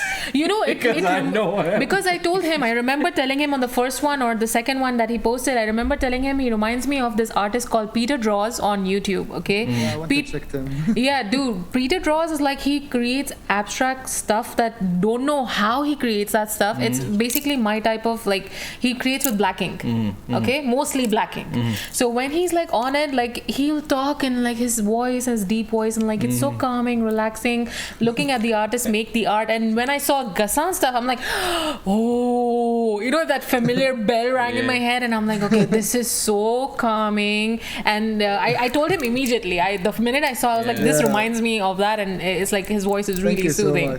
Thank you so much. Because you inculcated yourself into that creation process and then showing everyone how it's done. Other than that, the way you speak about it, it's like it makes a person more intrigued in that process, you know, like involved also. So I really loved it, and I was waiting to talk to you about it. They're just, I mean, for me, it sounded like art ASMR, to be honest. You know, for me, I enjoy this type of ranting stuff, like, you know, talking shit and so just like peaceful. pulling your, like, you know, just putting your heart out. Is like, yeah, what the fuck is this, you know, like, and talking about it, because I mean, I don't want to give like, you know, give away how you do it, but when he explained to me, I was like, yes, I know you, man. And and I'm really happy that you're doing something new such as this. And it's actually like, you know, apparently he been busy doing a lot of these lately. I love it. I have 16 actually. Yeah, there is one that he's I've been done. doing it for a while. Yeah, there's one that he's done with his dog as well. I don't know. Yeah, oh my god, that is so adorable. I was like losing my shit on that one. It's really nice that you came up with that concept, because you know, not many artists like would explain or talk. Yeah. All you see is them drawing in either like a like a fast forward video or like something like, you know, other than that, you see what you said exactly is the inspiration for the show, right? Like I've been an artist, like not professional, but I've been like a full-time artist, all right, for the past 4 years, 4 years and a half now, you know, of my life. And even when I entered the NFT scene, like, people don't know who the fuck I am. They might know my work, but they don't know who is the artist behind the thing. Exactly. And I've always wanted to have a voice, right? But I didn't know how do I do it without looking like I had a very specific image in my head. Like, I don't wanna act, right? You know, like, and go to YouTube and stuff. And nothing that wrong with the people who does that. It just personally, I didn't want to do that. Like, it's just one thing I didn't want to do. You know, right. So it's like, how would I sound sincere, but at the same time, you know, like, I have to still have a video. You know, so it's not a podcast. Yeah. So what I do, I have a very weird method of making this, right? So I will go to my bedroom upstairs, quiet as fuck. I will switch off everything, all right? And we'll meditate for like 15 minutes, you know, just like sit down and just relax and just think about the topic in a very calm way, right? Why I'm doing this? Because my rule, and that's why I fuck up a lot in the audio sometimes, my rule is to record it only once. No matter what is the outcome, it's no like matter raw if I take. get sidetracked, no matter if I get sidetracked or zoned out or forgot what I was saying or stuttered, I didn't want it to be perfect. I wanted people to feel the sincerity of it and stuff. And I record it once. That's why you will notice even grammar mistakes sometimes, because I'm like zoning out while I'm talking. And shit, you know? No, but that raw take is perfect. Like, you can it is crazy. like, I mean, I'm talking about what, like person like me who gets lost, like for example when I listen to a podcast or something. So for him, when I was like listening to his videos, I was just like going in that flow, because like he said, that meditation calming him down, and the way he speaks calms the person down as well, you know. Like I really value the kind of sorry to cut you off, Phoenix. What was the initial idea behind starting this whole wilderness series? Arting in the wilderness. I love the terminology as well. So the thing, I think I would say something that all digital artists will feel at one point in their life. We work at home, like all the time between four walls. You know what I mean? Like especially if you're in a lockdown, but in this case it's not the lockdown, just generally the life of a digital artist, all right, or anybody who's working from home and as a creative, right? It's always in the four walls, and then you always try to find inspiration, right? Like how the fuck do you find inspiration without seeing nature, without seeing other people, without seeing drama, without, you know what I mean, without like human interaction? How the fuck do you draw inspiration, you know? Right. So that's why the four walls become the wilderness of your imagination. So that's why it's arting in the wilderness of four walls. You know, like yes, it's four walls, but those walls are the space where your brain is always looming around and looking, at all the time. And let alone now we're all in lockdown. Well, not all, but at least in Malaysia, are in lockdown. Yeah, that's where it gets like crazy, like because you're always in the house, like you can't go anywhere, and it's just it is the wilderness of four walls, like you can either take it as a prison, or you can take it as a creativity chamber. Up to you how you're gonna process that perspective is what, like, that's why I like the terminology so much. Like the wilderness of the four walls, like the fact that he even came up with that phrase is like unique. Because no, the thing is I've had, like, I didn't have this specific phrase, but I've had this idea for this show for like a year. And this is, by the way, like this is my thought process about artwork, like anything art or anything, right? If I'm gonna do a series, a collection, or something like that, right? There's always a voice in your head going like, if you do this, would be cool. All right, and then it disappears, and then that voice amplifies and just keeps amplifying. So if it reaches that point where I wake up and it's just screaming at me, and I'm sleeping and it's still screaming at me, I'm like, okay, I have to do it, or I'm gonna regret it for a very long time, you know? And then got my ass up and started doing it. But the whole idea was to have a very long fucking title, honestly. That's what it started. I was like, you know what? I'm going to have like a show, and I want it to be a ridiculously long fucking title. Wait, by the way, are these on YouTube, the Arting in the Wilderness of Four Walls? Yeah, they're on all my social platforms, but honestly, I'm not focusing that much on YouTube. I mean, it's there, like it releases, all of them releases at exactly the same second. I'm just not focusing on YouTube that much, because I'm not sure if I'm doing this show for that purpose, if that makes sense. I'm just doing that show to connect with my current followers and artists and colleagues and fans and all that kind of shit. I mean, to be honest, like if there was like longer videos of this, for example, hour and a half, I wouldn't mind. Personally, like, dude, I have a habit of, like, he knows I put a podcast on and I'll go and either cook or like do my chores or something like that. Like, when I'm in that relaxed mood and I want to be relaxed, I will do that. So like, for example, if you're on the TV and I'm just like drawing myself, like that would be a nice process. So like, if you're ever considering to like elongate the duration, in future, like as a proper podcast, I would love to watch it. I have a plan for this, which is, again, I'm 100% doing this, and you guys are the first people who's going to hear about this. Nice. Yeah, I have a plan once I reach the 35th episode, to do an fucking insane 1 hour long episode. But insane. I'm going to go through weird thing. I've already started to record some shit. Like, I'm going to go through my depression, my anxiety, people I know, like crazy political shit. It's gonna be like a mix.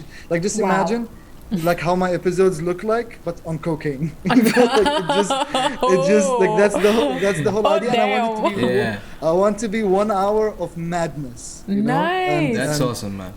That's a great idea. So and I have a title, but I'm not gonna share it now. Like, it's still in the works. It's gonna be nuts. Nice. It's gonna be a special. It's gonna be a special episode.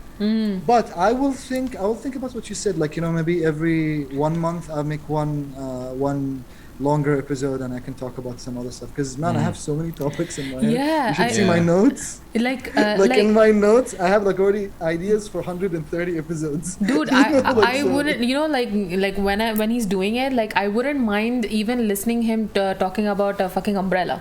You know what I mean?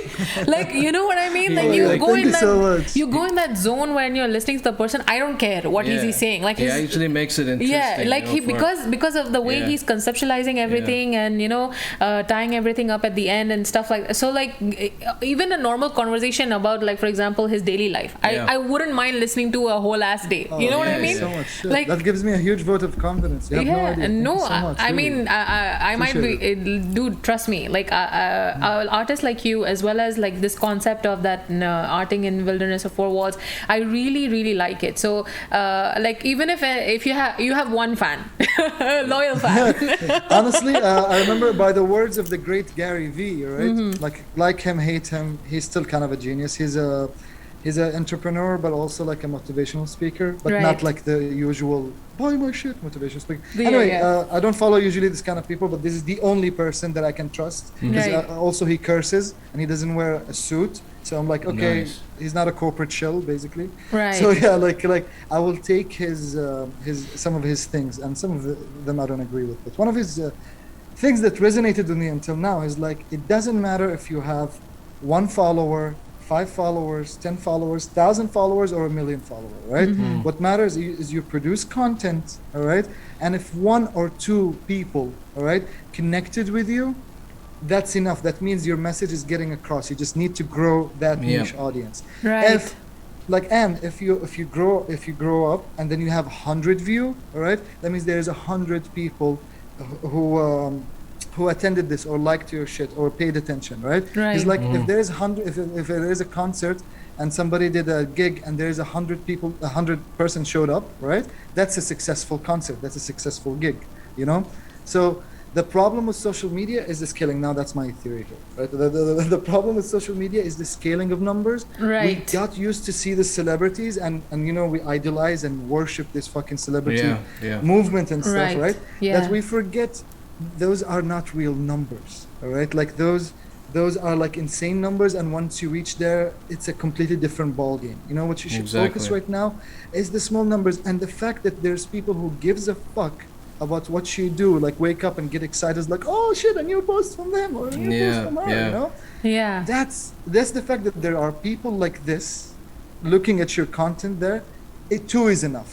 3, fuck. If you have 5, you should be grateful. You should celebrate it. Right. So yeah, that's my 2 cents about this, honestly. Yeah, I mean that makes so much sense, you know, because people are so fixated on just figures and numbers that they get to a point of pressure that there is no creativity left in that person. Yeah, I mean, you know?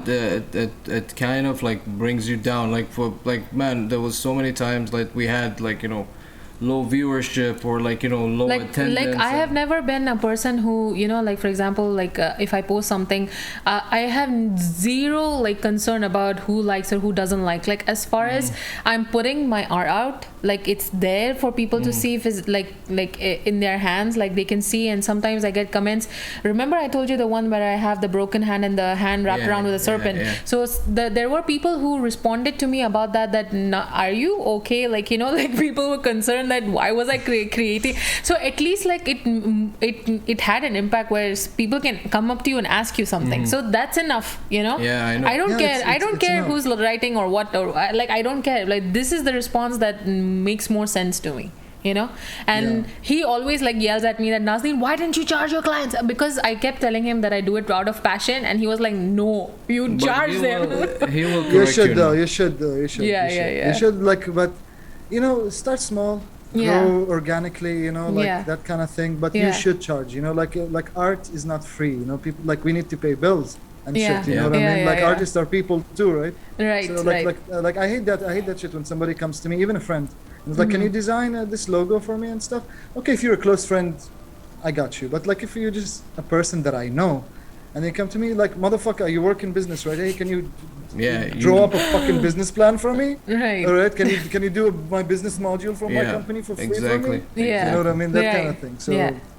so like that's the thing. Artists underestimate their work. Actually, I have also a nice advice for if somebody's watching here, he wants to be an artist or she wants to be an artist, and they never got the courage and stuff, there is nothing that I hate more, all right, than bedroom art. I'll explain what bedroom art is. Like, you create your art and you just keep it in your house, you know? We create art for the people, all right? Like there's no such thing, I'm creating art for myself. You're creating your ideas for yourself. Right. You're portraying your ideas. I'll give you that. But you're not creating your... Gas, you're there? I think he's lagged. Let's wait a bit till he gets back to us. Your art for yourself. You're creating art for others. Okay. All right. I'm here. Yeah, I don't know why my internet is really good. I don't know why it's fucking up today. Yeah, man. It happens, you know. It happens. Latency is like something that we all are facing now. Yeah, we're facing because of this whole thing. Everyone is at home. Everyone is at home. Exactly. Download. Obviously, it's gonna, like, you know. True. So yeah, like do not, like, I don't know where it cuts, but I was saying, like, don't. You were talking about the whole bedroom thing. Just keep it to yourself. Don't create bedroom art. Don't create bedroom music. All right. Yeah. Nobody gives a fuck about that delicious riff that you made, and you just kept it, you know, in your phone and your memos. Okay. Nobody gives a fuck. Trust me. No matter how much you talk to them, I'm an artist. I have good shit. Even if you have good shit, nobody gives a fuck. Okay. It's a harsh advice. But that's the reality of it. Put yourself out there. You have 25 followers, so who gives a shit? Okay. Yeah. Start posting it. Keep posting. When I started my Instagram, I had, like, seriously 103 followers, and they were all my friends. Right. You know? Yeah. And nobody. And it just kept growing slowly. Same thing with Twitter. I had like 15 3 months ago, like, cause I never used Twitter properly, but the NFT scene really requires you to be active on Twitter. Okay. So I started using Twitter 3 months ago. I had 15 followers, and now I have 300. It's not, again, not big numbers, but you have to fucking put yourself out there. You did a riff, think about how to record that riff. You did an artwork, post it immediately on Instagram, and then tag the people you need to tag, do whatever the fuck you need to do. Just get yourself out there, because one thing my mom told me as well, I will never forget. She said, if you're an artist and you're not producing and showcasing, then you're not an artist. You know? And that's the truth, you know? Right. That's the truth. Like, you cannot consider your artist if you're not producing first thing and putting them. Are you sure your mom doesn't listen to Tool? Oh, she likes Tool, man, but like, she's not into that type of music that much, but she likes Tool. Because, dude, I'm a huge fan as well. Why of Tool, are you engaging him, Gassan? Why are you engaging him? I'm sorry. I have him by the knee, like, you know. I swear. Now he's going to eat your brain. I'm a big fan of Tool, but I fucking hate the fan base of Tool so much because they're like Ahmed, alright? So I don't even say that I'm a fan of Tool. Okay, so Gassan, listen. So the same shit happened to me because I was not, I knew the band existed. I maybe must have heard one or two because they released the album just like last year, I think. Yeah. And, so I was familiarized. I was fine with it. Never got into their old shit. Never listened to them properly, like sit down and like listen to the lyrics and stuff, okay? Or the technicality. Okay. Now, I'm into heavy shit like metalcore and deathcore and like all those kind of things. So I never heard Tool. Huh? He's saying he noticed. Yeah, exactly. So I'm into that stuff. So I never listened to Tool. Now this guy comes in my life and he destroys Tool for me. I didn't destroy Tool for you. Dude, when the song is playing, I'm barely listening to the song. I'm listening to this guy talk about how Maynard sings, this musical technicality shit, the riff, the this, the that, the message behind the song. I'm like, dude, can you let me listen? No. Like, dude, next time you want somebody to like Tool, Ahmed, just take the album, throw it at their lap, and tell them to listen and fuck off. Okay? Let them experience it. I swear, Tool fans, and Radiohead fans, two bands that I really love. All right. With a very annoying fucking fan base. I swear. I'm like, can you let me listen to the song? Like, I can judge by myself. I can understand the technicality by myself. No, you don't. I've been listening to the music for a long time. Don't. You know, like I even if he tries to tell me the message, okay, Sabar, wait till I finish listening. No. Yeah, okay. Anyway, I'm excited. Sometimes the way he praises Maynard, like the lead singer, like I get jealous because I'm like, are you sure that you don't have like, you know, has he raped your ears about Aphex Twins? or not yet? No, I'm dude. Not yet. I'm not Is it into the FX ones that Twin. you showed Dude, me on you YouTube? used to be. No, I'm a dude. huge fan of Aphex Twins, man. Like you used to be. Remember the first time I met you, you were Dude, obsessed about them. The thing is, like, you know, we were with a crew that they were very obsessed with FX Twin. I just said I like the whole ideology this guy has, but electronic music to that level is just. I think he showed me once. Yeah, I showed her daddy. They're dope, man. Oh, they're a dope band, man. And I- honestly, I really like electronic music. I've been getting. If you guys haven't got into this, I recommend you get your ass into it like today. Have you guys heard of synthwave? Synthwave, I know the genre. I'm Okay. not familiar with it, but Oh, I mean you I should can. check It's like Synthwave, very especially- retro gaming. I mean, No, all not really. Like, I mean, yes, it's like this, but they have evolved so much now. So, like, Right. if you're into metal and Right. you hear some of the, they call it dark synth, right? Oh, Man, there's some heavy shit, like, but electronic, but heavy fucking okay. shit. Like, it's really, really cool. I'll give it a shot. Although I'm a metalhead, but I'm like I keep my mind and ears open for Yeah. new kind of music. Trust me, I'll at for least have a listen metalheads- once. Yeah, for metalheads to transition to Yeah. dark synth, Yeah. it's very, very easy. It's Okay. very, very easy, and I think like you'll really dig because it's like a whole universe. Like Okay. it's the type of music like when you hear it, it's not that it's not that bullshit, right? I call it It's ooms, some ooms. really no, it's way more complex. It has like layers and Yeah, levels and yeah. there's even guitars and different sounds, and then it can get really heavy. There's this guy called Nice. Irving. My favorite synth artist. There's this guy called Irving Force. Right? I mean, just recommend it. yeah, just like if you can send me the links of the stuff you like, I Oh, would love to definitely, check I'll it send out. it to You you. know, like Okay. Well, I Yeah, mean, that's like, a good thing about Gas. Aside of his art and his crazy art, Yeah. he's a musician. yeah, and he has that Like I've like he gave me a lot of artists that I do you remember what was it Thunderbolt, Bolt Thunder, something, the band Lightning Bolt. Lightning Bolt. Wow. Some crazy They're shit. like electronic metal music. It's only a bassist and a drummer, and the drummer is singing. Heavy as Wow. fuck It's as heavy. well. It's like here. Like, I want to you know, listen to that after we finish. I Yeah. Oh, you should showed check that but- shit Did out. you? Like it's, Yeah. I Okay. showed her. I showed her Thunderbolt. I mean, I have to remember because, like, you know, first of all, I have goldfish memory. So, Yeah. like, even if it Hey, shows me yesterday, we're I won't millennials. remember.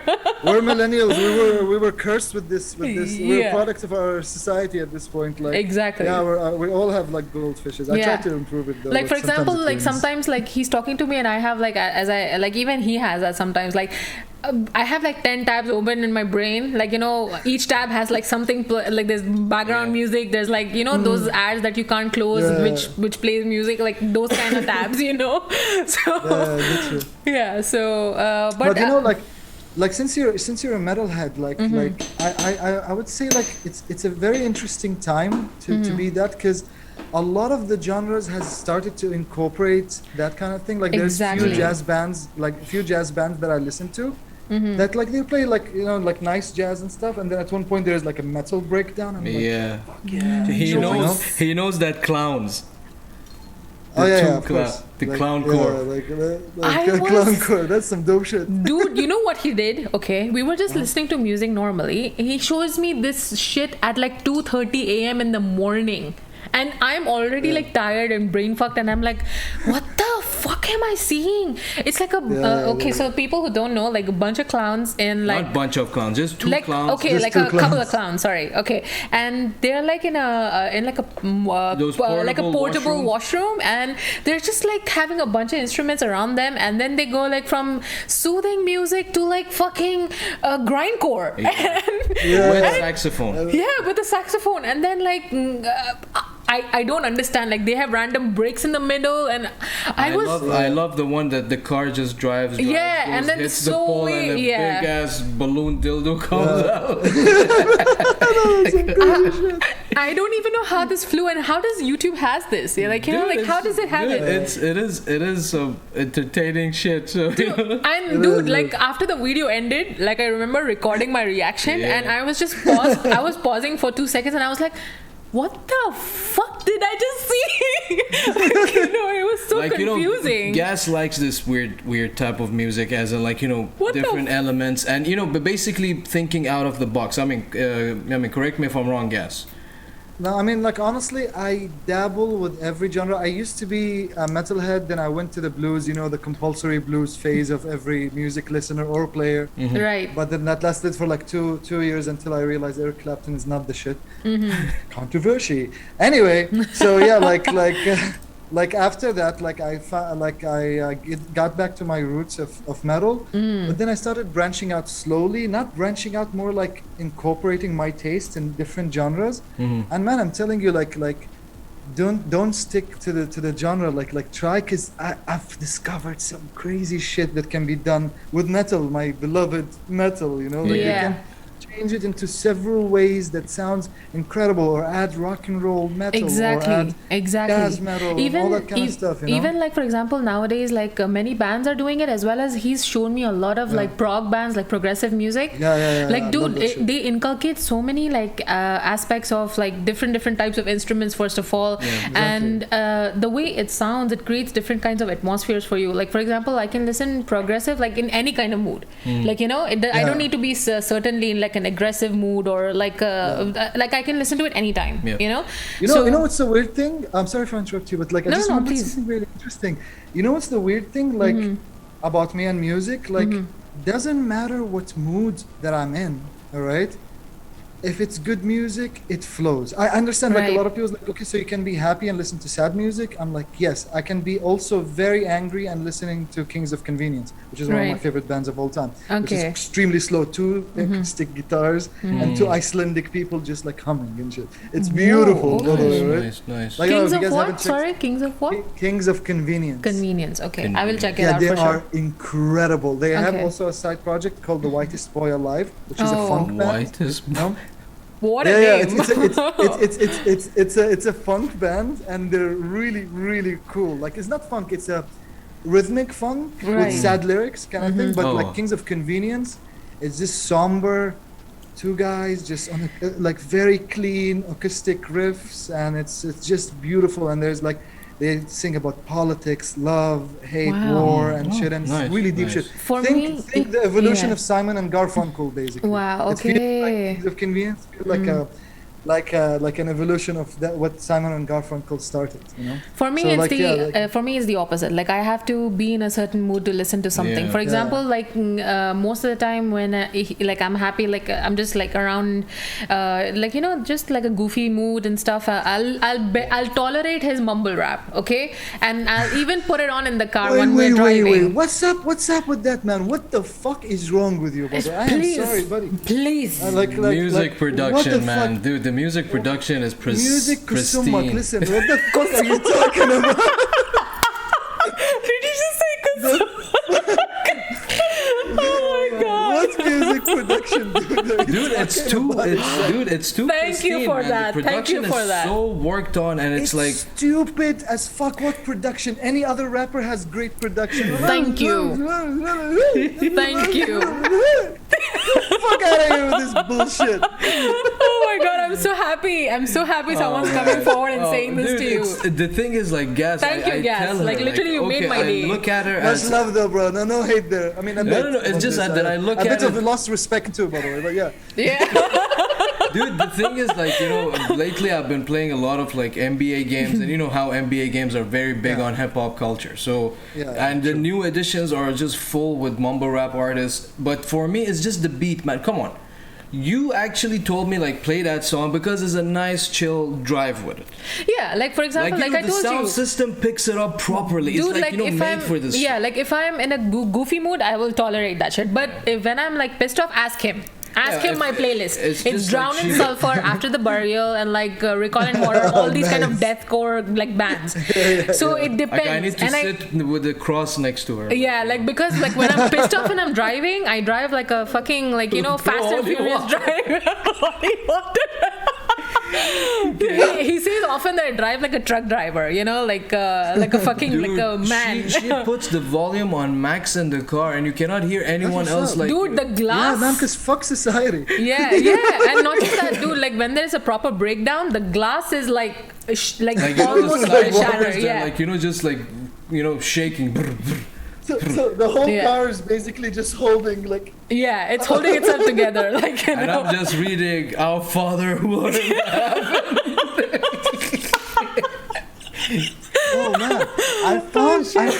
I found this insane fucking band recently. They play gospel, Okay. like gospel, Wow. like church shit, Oh shit.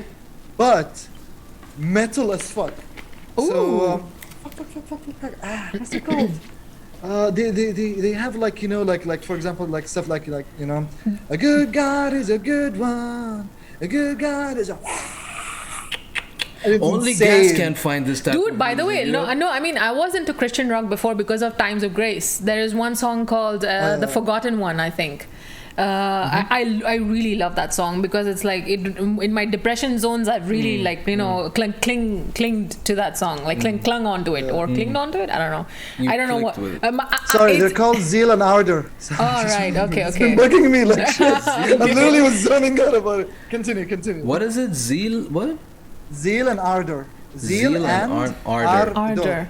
Okay. Yeah. Oh. Okay. Dude, how It's the heavy hell you as find fuck. these bands, man? I mean, how you- Dude, by find the way, this music? they're not that underground, bro. They're not that underground. They're actually quite known, by the way. So how the fuck do you don't know this? Because of your fucking mumble rap, you piece of shit. Thank you. He just made my day. Like, oh. Dude, I'm joking. I'm joking. Gas, Like, I we love joke you so between much each more other, we now. joke Like, like damn. this. Dude, me and That's it. dude, I think Gas was like, I was showing them. It was Gas and another friend of ours, Salah. He knows, like, you know, he knows Gas. Okay. So they were a chatting. trio. Yeah, they were chatting, and I was just like, yeah, I guess, like, I'll go to the washroom and come back. And I played them my side project that I was doing in that time, 2017. And then I come back and he's like talking, and still Gas is talking. I was like, man, what the fuck is this? And I'm like, this is my song. He's like, dude, this is so dope. He has like that ADHD type of thing. But when he's zoned out, Yeah. he needs to figure out why he's zoned out. He Yeah. finds that thing, but then comes back to reality. Yeah. So- I mean, Yeah, I can relate to that because sometimes like the people talking to me and I'm in another universe Yeah. with like you know, like Viking music playing and just like Amon Man, Amarth that and day, just like what I'm Amon just like, Amarth? huh, what? What was that garbage Disney metal music you were playing that day? I was taking it Which dump. garbage music? I was taking a Hey, dump Long? in the no. I'm like dun dun dun dun dun dun dun, and I'm like, Oh, what the fuck I is was this shit? Shut the fuck up! I was listening to Powerwolf. Oh, okay. Are Dude. they bad? No, they're not. But not, what the fuck is? He calls it Disney music. They're like fucking pirate music, man. What is this That's some shit? good shit, man. Look at this Dude, guy. you should listen. I literally have this band that I'm in love with called Halong, right? It's a Is it Norwegian? Fuck, I don't want to mix the country. Anyway, Okay. it's from the Scandinavian region, right? Traditional music. They play it with bones and stuff. And here's the kicker: it's metal. Wow. So they mixed runic, like Viking kind of music. All right. Mm-hmm. Like Norse, also Norse mythology kind of shit with metal. So like you won't hear guitars going no, but you will hear like them with bones, you know, like hitting this giant drum, and it's like Wow. and it's insane, man. It's like some good shit. So if you guys haven't check it out. It's called Wow. Halo. Like, Yeah, like I mean, I feel really that good. I feel I can talk about like metal and music with Gassan all day, and I wouldn't get like dude, you know I wouldn't get fed up. Dude, you know? first thing me and Gas we talked about. He's Yeah. just like, oh, you're a musician, because our contact Ali was there. Right. So he's like, yeah, he's a musician from Dubai and stuff. We started. I was like, yeah, man. I'm like, he told me like what you listen to, like Tool and stuff, and we clicked it on. By the way, which song did you play for him that he liked? You don't know that songs. Those are from Like my other Tool? project. No. She's talking Oh, no, about no. my song that yeah. I played for you. Oh, okay. So it's from the stuff that I never released. So The fuck, Okay, like some dope shit. your friends have heard it, but your wife have not heard. I has showed not you heard the it. stuff, but again, you have a goldfish memory. You just remember ta ta ta ta ta ta ta ta music. That's it, Motherfucker, don't shit on Powerwolf, okay? Thank you, dude. Dude, they're you know how huge they are, by the way. I don't give Fucking two shits massive, flying. yeah. Dude, they just came up with their recent album. That's what I was playing for Like, them dude, for listen, in the listen, house. listen. I I was haven't heard blasting the new it. album. Well, I'm Yes. gonna hear this album after this. Guess Oh. she showed me a couple of. I mean, deathcore. I was not into it. Okay. but now he's into it because of me. She showed me a band called Filth. Dude, the vocalist is a black dude. Black dude, Huge as big, fuck. big dude, man. But dude, big the lung power he has, lung the power of gutturals. this guy, man, holy shit. Okay. I'm gonna check it out. Filth. Filth, dude, they are I often listen crazy, to them, and yeah. they're like, you know, deathcore, like with the. I'll send you that page. They are crazy. They are super crazy. Like I told her, let's try to get them on board for a session. I would love to. I messaged them. I'm just waiting for them to respond. Dude, yes, they are They're in Dubai? crazy. No, man. No. They're American band. American brand. huh? Brand. But man, I mean, if Gas tells you that the music is good, believe me, Gas knows his shit. Yeah, he's because called- like he's a musician as well, so Yeah. like he knows the Dude, technicalities the jams of what that he's we had listening at to. your place, Gas, like Z was playing drums, he's on guitar. We had You guys jam together? dude, Oh, many times. Many times. many times, man, many. Like I fucking times. miss the best years of this idiot's Yeah. life, you know? Like I'm like, he tells me about all the gigs and shit, and I'm like, fuck you, idiot! You couldn't come in my life before. Dude, like, It's okay. You have like the next 40 years if you guys lucky to live till. yeah. Oh yeah. That's 40 true. years, That's he's true. giving us 40. 40.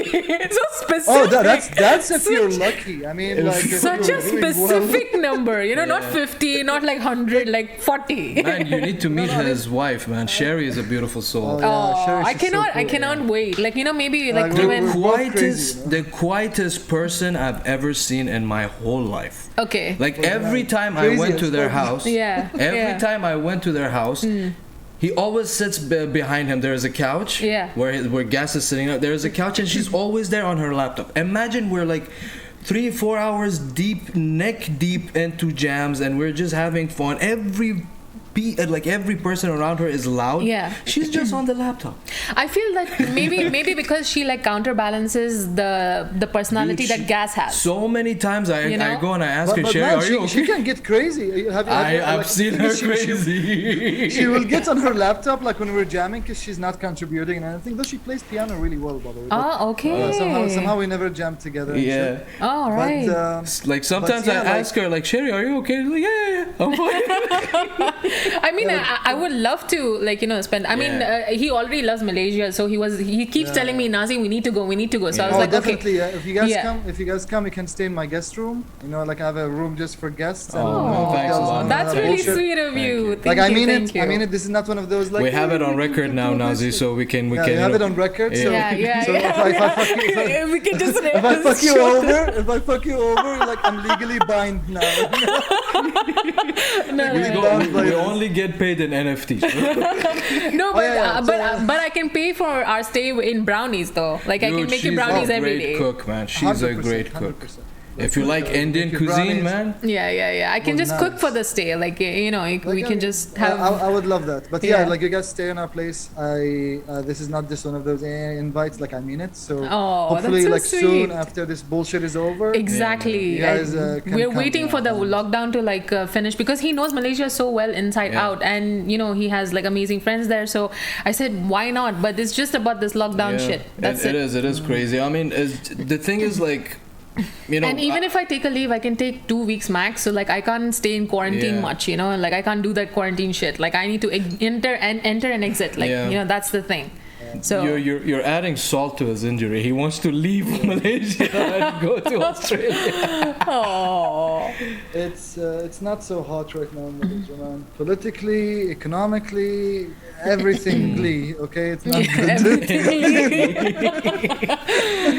It's really bad. Yeah. Man, and you said like the cases are getting higher and higher, which I saw Yeah, today we're- on the just- news as just- well. Yeah, just not long ago. I haven't. Oh. Even, I stopped bothering to see how much, but like I think 2 weeks ago it was like in the 20Ks. Wow. Like you know, like 21K, 20K. The reached actually 23 at one point. even with And the after that point, I lockdowns? stopped checking. Huh? Even with the lockdowns, is this? Yeah, because they're not doing some. They're not doing really serious. I mean, lockdowns. I They think keep they're telling just- us they're doing yeah. serious lockdowns, but and the people are, I guess, nobody fucking knows. Nobody I mean, fucking knows. the thing We're is all wondering very. the same question. Yeah. The thing is very tricky. As in, like, if they lock down, the businesses go. I mean, already the business sector, like everything Yeah. regarding making money for your life, like daily life, it's already damaged. So they open up, they close, they open up, they close. Like Dude, it's just weird. Even here, we are like, what the fuck's happening? Like, you go one day, there is a new rule, you need to put that in, and then the next day is like, yeah, leave it. We don't need that. Yeah, You know, like it's just- like now they're asking children who are coming to school to do it every month, like a testing. like so I'm every like, month what they the need to fuck? do a PCR test. And it's not on the school. It's on the parents. Like, what the fuck kind of ridiculous like rules other are than this? that, you need to pay more for Yeah. online classes. Like But okay, like I wanna reel us back into the conversation. yeah, he was of- talking about his mom's. Yeah, I don't know how the fuck we Oh, landed wow. here. Okay, yeah. But- I forgot what you got mentioned. Yeah, exactly. No. I actually wanted to, like, you've answered that, but like I want to ask you, because you've dabbled in like music and like, what other form of art would you like to dabble into in future? Like anything else has been on your bucket list? Like, you know what? One day I'll train myself on that. I have one, but it's evil to say on like publicly, but yeah. Oh. Ahmed knows. Oh. Ahmed knows. Anyway, no, okay. He has the criteria to go there. I am so curious now. Let's keep it as Okay, modeling. You can Oh. DM me later. I will tell you. Yeah, you can keep it as modeling. Modeling is a Let's keep good it as- thing to go. Okay, I really want to know about this. Like nice people modeling in a room with a cameraman. Anyway, With a black so couch. yeah, like. I swear it's a dream. It's anyway, but I don't want to be like the talent. I want to be the production side. Yeah, he wants to enjoy doing I know so it. much. I know so much about Wow. it. I think I can kill it. By the way, like seriously, like, Dude, I have so many ideas and shit. Do you remember it's the documentary, unbelievable. Gas, that you showed me? Yeah. Which documentary? That one that I told you I saw it with. I mean, I don't want to drop names. Dude, you know how many documentaries we've watched together? Anyway, It's okay. Talk about it I'm later. Yeah. Okay? yeah. Let's just close this. Okay, it's fine. So what I really want Okay. to do, like professionally though, I want to direct a movie one day, and I've been planning this for years. I have the story. I haven't wrote everything, but I have the story generally, like from beginning to end kind of thing. Right. I really want that, and one day when I have about $40,000 to $60,000, I will make this movie and I will produce it and do everything myself because I know how to do editing. I know I've worked in so many fields, so I'm functional enough to be able to handle all this kind of stuff. I want to direct it, edit it myself, and write it. Then I want to hire a few people, like a professional cameraman or woman, to help me with all this kind of other stuff. And there's a few other things like the business side and licensing and distribution. Right. But I want to be like a very self-indie made movie. That's one of my dreams. And the other dream that I have is the video game, though I've done video games before. Like I did like 2 video games. One was cancelled, which was a huge project. Oh. I directed that, and it canceled because I left the studio. It's the studio that I told you I would. Right. Is it that whole tire game you guys had? No, that was a piece of shit. That was just like a trial. Don't even mention that publicly, man. because It's such a bad game. they used me for their advertisement as well. Like the first time I met Gas in the office, they filmed me. I was like, yeah, just come and play the role. Is it available there? I think it should somewhere? be available on Facebook's page. Yeah, I think it's available somewhere. Well, yeah, what yeah. is the game called? Oh no! I hate that one. I never mentioned this to anybody. It's called Tyrone. No, fucking who cares? It's called Tyrone. Yeah, it's a Tyrone. It's a tire that's stepping on everybody, right? But we released it. I love it. We That is released awesome. it doesn't look that nice, and it was our first try. We were green, honestly, so it looked terrible. But you- There was okay. like a problem with the programming there, and a lot of technical problems and stuff that I had no control over, and it fucked up. So the next project that we did was called Ballsy, which was supposed to be like a really cool. It's about a ball that's just like got fed up of getting kicked, so it started killing people, and it's like fucking nasty shit. Like, and I love that. This is idea. Gas's brain. Yeah, and the third game that I directed and actually fully released, which I directed, but there was a team as well working for it.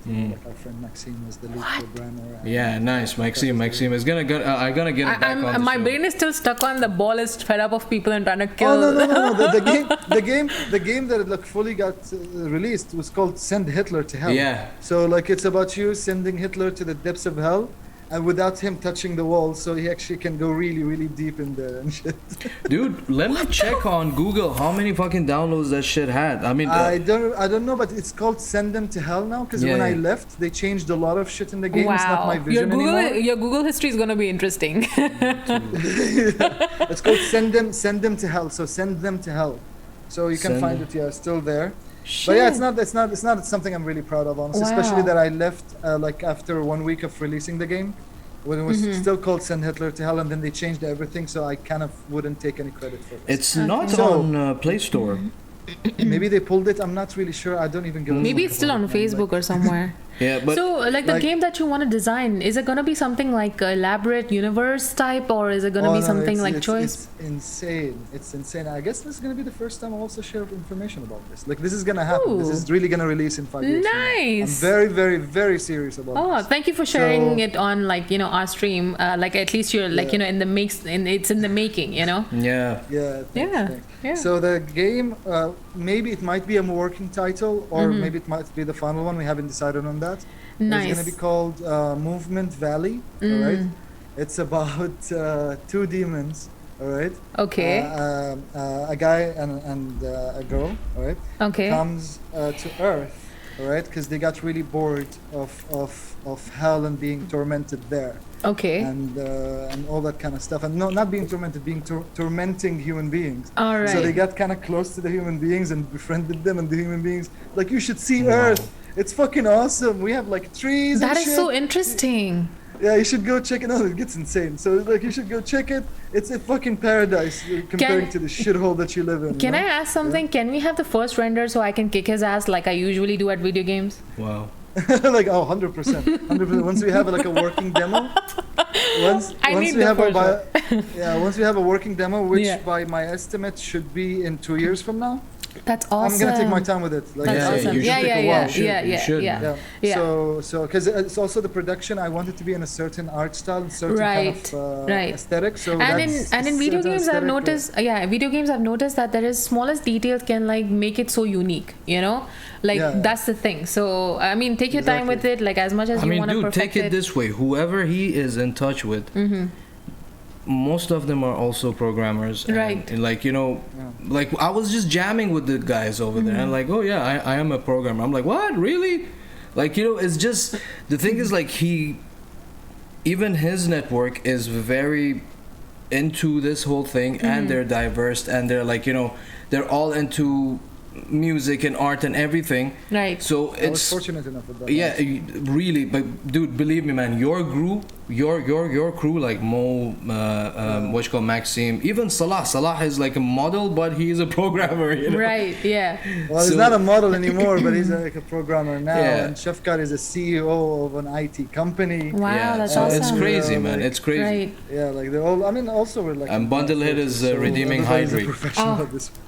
Thank you. So these two demons go to Earth, all right, like in search for escape, but they found out that the Earth doesn't have countries anymore. It's just based on movements, and the movements are with hashtags. So there is like the hashtag good vibe, which is basically a country, right? So like they go from one country to another country, and every country is one of these lame ass hashtags or ideology that comes in the internet, you know, like internet culture and all that kind of shit. It's very controversial. It seems very futuristic also. Like, I mean, there will be a point where, you know, all these like social media norms become the daily life thing on Earth. So I mean, they are already they are already, exactly. There's people who live by the hashtags, you know, exactly. And you can see like even places like we go here, you know, remember Al Maras, what was it, Maras or something? It was like a hashtag. The whole place was named as a hashtag. So so the whole idea is not only the hashtag for the game, it's like those empty movements that starts. Right. You know what I mean? Like and like I don't want to share more of that because like we haven't finalized some of the concepts, but we already have like about four movements there. But I'm just telling you, the first one is the hashtag good vibes, right? So the way the game flows, you go with the two demons go there. And then they go like, and everything, hashtag good vibes, everybody's like, oh, somebody you love, thoughts and prayers, everybody. And all this like nice people. And you find one depressed person there. And you're like, how the fuck are you depressed in this paradise? And it's like, oh, you just don't know. You just don't know this. I'm gonna also voice some characters too. Oh. Nice. That is awesome. It's like, it's like, you don't know how fucked up this is. Just live here for a bit, and you see this is no place for human beings to live. And then he lives there, and he discovers that the whole society, like at night, they're just like at each other's throat, and they kill each other and all that shit. Wow, right? like And Purge.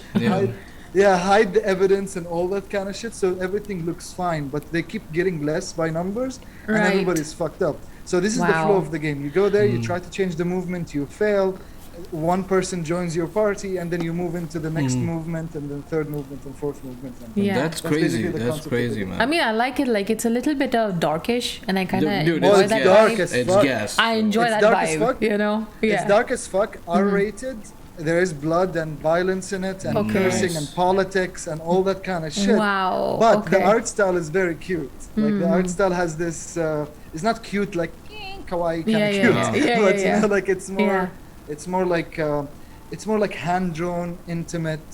Right. Like kind of thing Mm-hmm. where like the characters are like cartoony, but not also the Yeah. cheap looking cartoon. Right. It's more like the Yeah, French yeah. style cartoon. You know what I mean? Like sharp noses, sharp jaws, and all that kind of shit. And I want it to be a bit sketchy, so everything looks a little bit sketchy, Right. vibrant colors. That's all that amazing. kind of That's shit. But unique as well. Yeah. Yeah, like Yeah. I want that's why it's gonna take 5 years, because everything we're gonna do has to be built from scratch. Didn't you We say cannot 2 use years? Libraries. Did the No, no, timeline 5 years. increase? No, 5 years for the full project, 2 Yeah. years for the demo. Oh, okay. Wow. Yeah. Yeah, I mean, he's That's- a gamer that's and he crazy. knows what's up. You know, it takes long. It takes 3 years for like from reaching from demo to the final, like the final render. Because the demo is a small section, like a small section of the game. Like basically, the demo is gonna be okay. half a world. You know, Right. of that, just a proof of concept, basically. You know? Okay, I never thought And about then, this like, actually. from there, you keep building. Yeah, no, Right. Yeah, I mean, Wow. like, you know, our friend Maxime. Maxime, he actually, like, the game that he made, he plays it himself to see Oh, you have to. at which there any level, bugs or- bugs. yeah. By the way, he actually mentioned something very, very interesting. Like, I told him from where the bugs come up. He's like, it's because people who play this game, they're trying different ways to, you know, complete that level. Like cheat codes. Yeah, not cheat codes, like different ways. That's why they start, you know. You okay, Gas?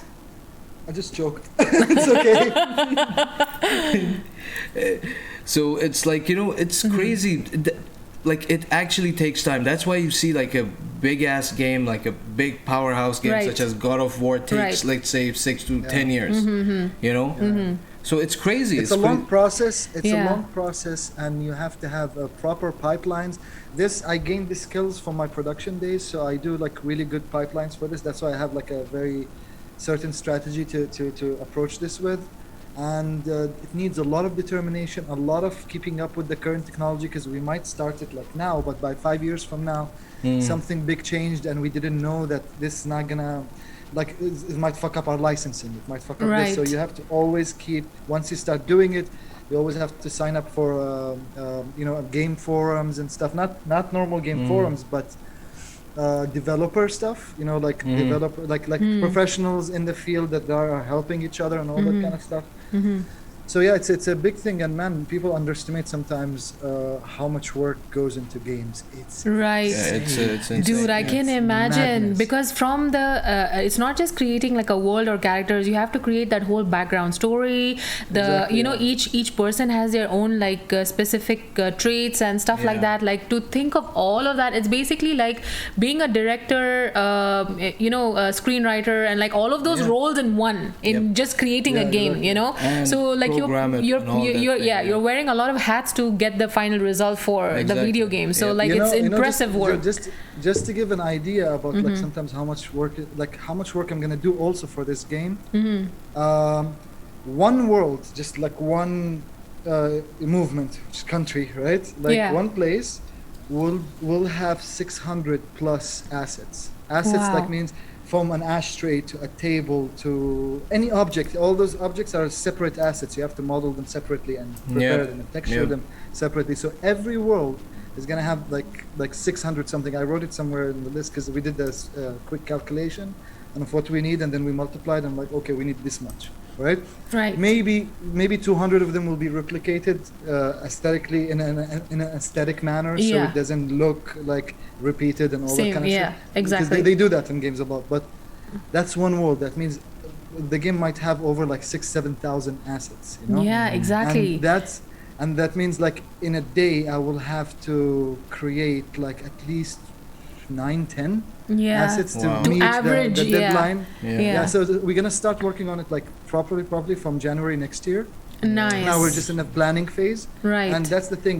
I'm doing something called game documentation. Not sure if you guys know about it. In the game industry, like you have to have that, which basically is the Bible for the game. Like it's your every single thing. Like even when you're in production, you will forget some stuff. You like go to the game documentation folder, you open it, you're like, oh, it's like this, you know? Right. That game documentation has everything from the numbers of assets to Right. the work pipeline to who's doing who. I mean, to the yeah, I mean, scripts, imagine- Sounded everything. so like wrong. like and who's doing who?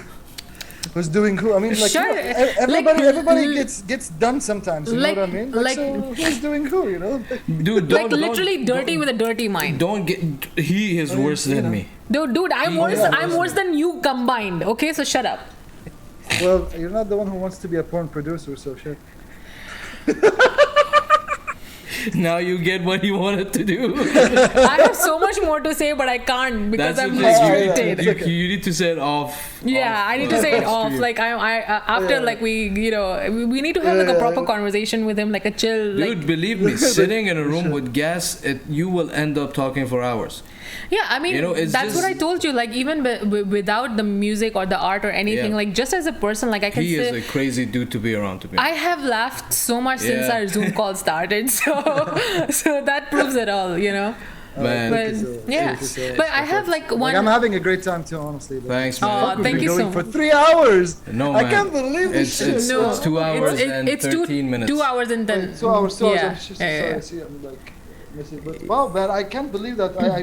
I really thought I'm gonna look at the time, and it's gonna be like maybe 45 minutes or something. You know, No, like man, what no. time flew, man. Yeah, That's the I thing, think- you know, when these sessions are like this, man. Yeah, because like we said, like we don't focus on just what the person is doing specifically at that point of time in their life. Like I go back in their background, I go back in their future. Like And we just catch we up, ask you know, about like, you know, yeah. everything. Like you know, even like for example, we talked about your mom's art as well. So it's not just like focus just on the person. Like we will talk about everything that builds that person Yeah, from yeah. the ground up. You know, like like for example, dude, if I didn't have the time restriction, I can literally go on streaming like 12 hours and just like get into the really like you know the deep Yeah, points if- and like yeah, try to if we learn could, and you know. yeah because I like I told him like I love to pick the minds of artistic and creative people because that process and the way they think and like for example when we were talking about the concept of arting within the wilderness of four walls, like all these interesting things, like how people come up with it, like I'm Yeah. very intrigued about that whole yeah, mental like process. what you know? was like, you know,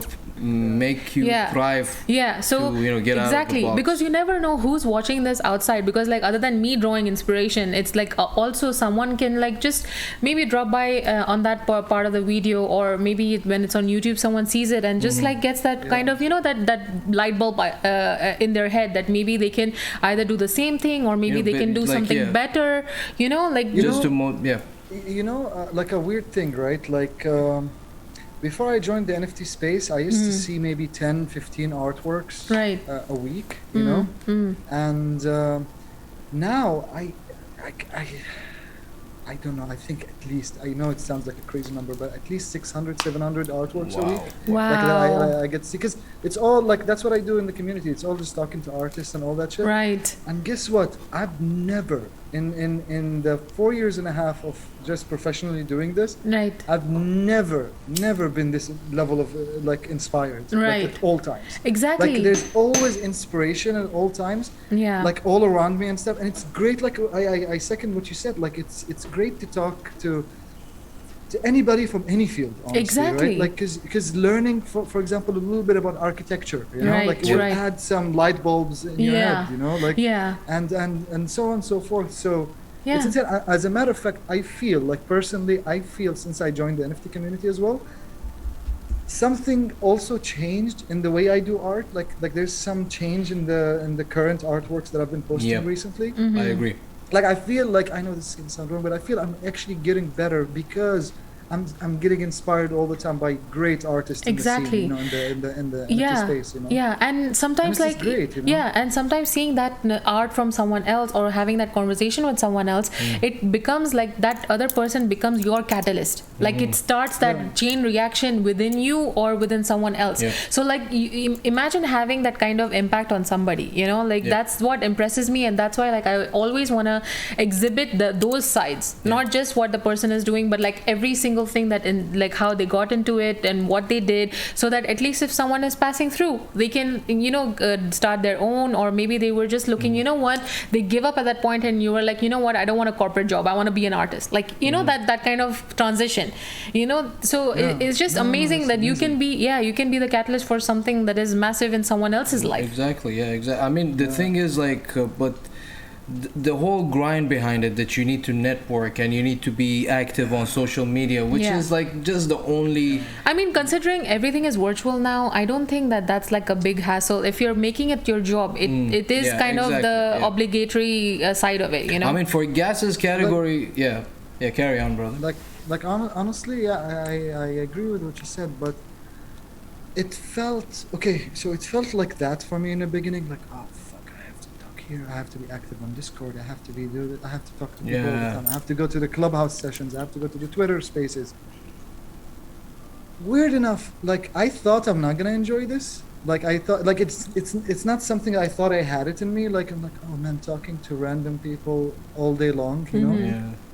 Weird enough, you start to make friendships. You know what I mean? You start to have an art clique, within the community, and then that clique gets bigger. And then, Right. oh shit, you guys called this. Yeah. And then it becomes really, really fucking fun. Like now I wake up and I'm like, the first thing I check is the Known Origins Discord group. I'm like, oh, what's everybody's doing? Oh, she made a sale. Oh, he said that. Oh, that guy's gonna mint tomorrow. Oh, like, and it's exciting. It's like it just becomes like a weird family. Yeah. That Yeah. you The know, like, feel of and I mean it. community, I know it's a cheesy thing. A lot Yeah. of people say is like, the whole NFT community is a family or all that kind of shit, but not kissing ass, but really, like Known Origins is based on community, their module, and their community is fucking great. Like especially the Known Origin community is just amazing. Can you hold like to so your much thought, support. Gas? Just one second, hold- Gas. yeah, We but- just got Was rated. somebody spamming? Yeah, no, not spamming. We There's got rated by our good friend. We Hi got- DJ, he's another fellow streamer on Twitch, and he's Yeah. a gamer as well, and he has That's rated our awesome. stream with everyone. Thank you so much. Thank you Welcome guys to the for stream. the Gina love you all. Exactly. That's his We love other the Gina. alter ego kind of character that he does on his Twitch Yeah, channel. yeah. DJ Zach, thank you very much. He's really hilarious. He was so- our guest on the last on Thursday. On Thursday, and yeah, it was which was a surprise, hilarious. but apparently most of them knew. Yeah, most of them knew. DJ, Yeah. thanks a lot, man. Gina says hi. Hi, By the way, guys, Gina. thanks a Much lot love. for dropping Hi, by, guys. and thanks for the raid. This Yeah. is our guest, Gassan Aqel. He's a digital artist. Yeah. And He's been a musician Yeah, as well. he's a musician and as he well, designs games now, and like he's gonna release something soon. So like we were just talking about a lot of things. Like he's dabbling into a lot of forms of art now. Yeah. So yeah. Zach is saying, "Hey, Gassan." They're saying hi and Hello. stuff. Hello everyone, thank you for joining us and raiding the Stream, the yeah. show. Yeah. It's cool. I got Like- scared for a second. I'm like, what's happening? I get it. No, because Twitch has this Yes. like option where Yeah. when you are done with your stream, you can take all of your viewers and like go to someone another else's streamer yeah. that is yeah. online. That's awesome. Yeah. And by the way, Zach is saying he's a videographer as well. So you Ooh. guys, yeah, Gas is a video, like he's a director.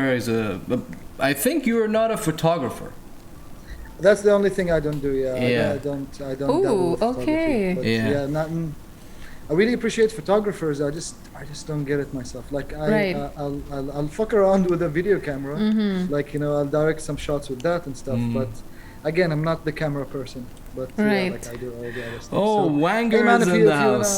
Tell me. If you wanna I'm telling your videographer friend, you can DM me. I can let you know like how you can sell your art as NFTs, man. Like there's a lot of videographers and photographers these days. Like, they actually started invading the space like last month. If you asked me last month, now Knox is saying, oh, Gas has done NFT. So maybe you can give a brief, because we had a whole ass conversation, guys, about NFTs and how to use it and how he's used it and Knox is saying he writes about NFTs. Oh, wow! By the way, Knox is a legit dude, man. Like this guy knows a lot. Like guys, if you guys are interested, when we post this or like when you can watch the beginning session. Part. Like, dude, we had a whole ass conversation about NFTs and the pros and cons and everything basically. So Gas, just go ahead and give them like a brief. I know it's a very monotonous kind of a conversation. So it's okay. Yeah, you just do your thing. Yeah. So like I'm a visual artist. I've been doing that professionally for the past 4 years and a half, like full time, I mean. And recently, like 6-7 months ago, I was an early adopter of NFTs, and I started like selling my NFTs and like promoting myself as an NFT artist. And then I applied to this curated place called Known Origin, which is the third biggest NFT space basically in the atmosphere right now, after Super Rare and Wood Foundation. And I got accepted in, and things have been going great. Like my art is actually going somewhere now. As a matter of fact, as we speak, I am the spotlight artist for this month in Known Origins. Wow, congratulations! I forgot to mention this earlier. You didn't mention this. No problem. We both have goldfish memory, so that's fine. I mean, I wasn't goldfish. I was kind of shy about it. You should not. Like immediately. No, you should not. No. I mean, that's your achievement, so why not? But congratulations. Thank you so much. So I'm getting kind of recognized now in the NFT scene. I host the official Clubhouse sessions for Known Origins now. So that's amazing. I host it sometimes I co-host it with this American artist called Monica, or Art School Kid, and sometimes even the CEO of Known Origins comes and join and all that, because it's their official thing. And if you guys have any questions and stuff, join us there. It's called KO Fam. Join us on the Discord server. Also, it's called Known Origin. And if you guys have any question, just DM me on my Instagram, which you can see it there. Zach is saying he already follows you. He already just followed you. Yeah. Awesome, thank you so much. Yeah, man, Gas has a lot of crazy art, and he's just like he was just telling us his whole ass resume. Like he worked for gaming companies and he designed a lot of stuff, and there have been projects where he's excelled at, and something that he trialed, like as a trial, and like even as a musician, he's got into different instruments and stuff. Like I feel okay. So Zach, Gassan, sorry, I wanted to ask you the question. What is like? Did anyone like ever ask you to create something like either ridiculous or unique in your whole career, be it any form of art? Like a commission art? Yeah, like a commission, like a basically like Yeah, I got weird requests before. Is it something that you can say, or do you need to censor it? I think so. Fuck it. Like since you said like some weird stuff, right? So. I got like normal, can you draw my niece? Can you do this? Can you do that? So I got those normal ones. Okay. And then the weirdest part, like I got approached by a porn star to design her banner, basically, and all her branding. I'm not gonna say which one, but that was a weird commission job, because I was like, I've never done anything like that before. Fuck it, let's give it a try, So, so I did that. That's like one of the odd jobs that I did. I generally don't prefer. I generally don't prefer doing commission art. Right. Okay. Like I prefer like to create my own thing. I mean, that's why I quit the whole daytime job kind of thing. Right. So I can focus on what can I bring to the scene and what can I explore, and you know, the crazy shit. But like I will never forget that commission though. Like there was Right. some weird shit. I went from can you do my niece is like cute, she's like 2 years old, can you do that, to hey, can you brand my porn page? So like that was kind of weird. That Wow, was kinda what weird. what a transition. Yeah, even you know? Zach is saying, "Damn." You know? By the way, Knox is following you on Twitter. He's saying he's a Oh, nice. Twitter guy followed you there. Awesome. Thank you Yeah. so much. Thank you so Well, much. guys, I'm very active there. I just guys- started using it 3 months ago, so Yeah. yeah, like, but I've been very, very active. Now By the way, on it. guys, if you Thank have so any much. questions regarding Gas's artwork or like the whole NFT journey that he has, please drop it in the comment section. I'm sure he's more than happy to explain about the, because you Yes, know, Knox, like you tell us what you know about like what you've been writing about NFT. Because like now after talking to Gassan, like I'm considering seriously to get into NFTs because you know, I want to other than that, like sell the art that I'm making, and you know, like maybe that way I can have a brand and then slowly, you know, diversify through it. So I mean, it's such a unique platform where artists like have these unique tokens, and you know, they get to sell their art in a space which is like, you know, giving them the credit. Yep. And even after the sale, when it is resold in That whole other smart markets, contract that you were talking yeah, about. exactly. Which is The artist Yeah. gets a cut out of it, even Yeah. if there are multiple sales after. So like imagine how like that is so you know, artist centric. Like it's like they respect the creativity and the effort that goes through the whole, you know, and the whole process of creation. So Oh, we have a new follower Ooh, called Jomagas. Jomagas. Thank you very much. What Thank did you you very much. Thank you very much for Jure, the new jure, follow. jure. usually I'm the one fumbling, Yeah. but again, he's doing my job recently. Joe Magas, thank you very much for the follow. Thank you very you. much, and thank you very much for joining us with this session. This is our guest, Gassan Aqel. He's a digital artist and he's into the NFT world. So we're Right. talking about his journey. Can you just say Gassan Aqel so people can know how to pronounce it? It's not everybody speaks Gassan Arabic. Aqel. Okay, and by the way, Zach is do- saying. How many times he said it? Yeah. How many times he said? I was about to say, why are you saying Allah? Zach is saying, can you design my Twitch? Yeah, sure, man. How much you're paying? Because art is not free. And Knox is saying he covered few NFT events. And Zach is saying, draw me.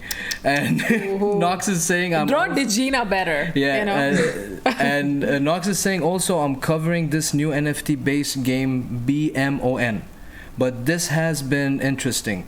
Nice. Okay, Yeah, okay. and Zach Oh, is wow, saying, okay, of course, so- he will pay. There you go. Awesome, You've man. got someone interested. Sure thing. DM me, and let's like we can talk about this. Like the thing is, I'm not sure what type of design you want and all that kind of stuff. But like you look at my art, if you like that, it's gonna be something similar to that. You know, like because I get sometimes, you know, like, hey, can you design me something, and it's completely different Yeah. from the art that I do. And Oh. yeah, I'm in this career point in my life where I will design my signature. I would not change my art to fit with whatever you want. With no Dude, any offense, you get the idea. Yeah, I have faced that so much with so many clients where they come up to me and they're like, you know what, I want your art, but then I want it in this way.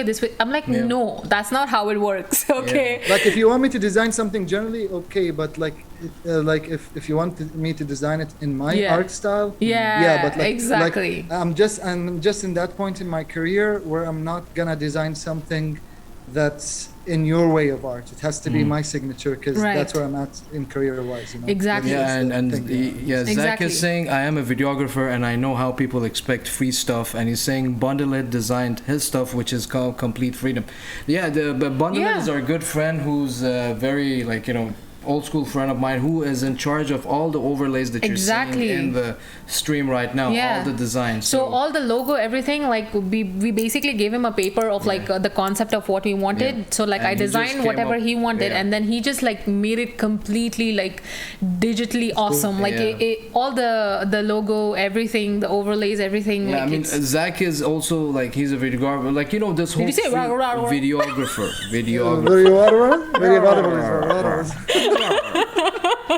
So you know, Sorry. I'm really like anal about this whole free thing as well, because at the end of the day you need to make something out of your wheelhouse. Yeah, like I told Bundlehead beforehand, said like, see, we want the art, but I'm not gonna let it go fly by as like, you're just pulling a favor. Like now that's not happening, because like I understand the amount of effort and hours he's gonna sit on the screen and like do multiple renders, because I know that this guy is very picky and nags a lot. So like he's gonna nag like, oh no, this is not right action, instead of giving proper directions, so so he's gonna be proper like, why you're taking a dump on me today?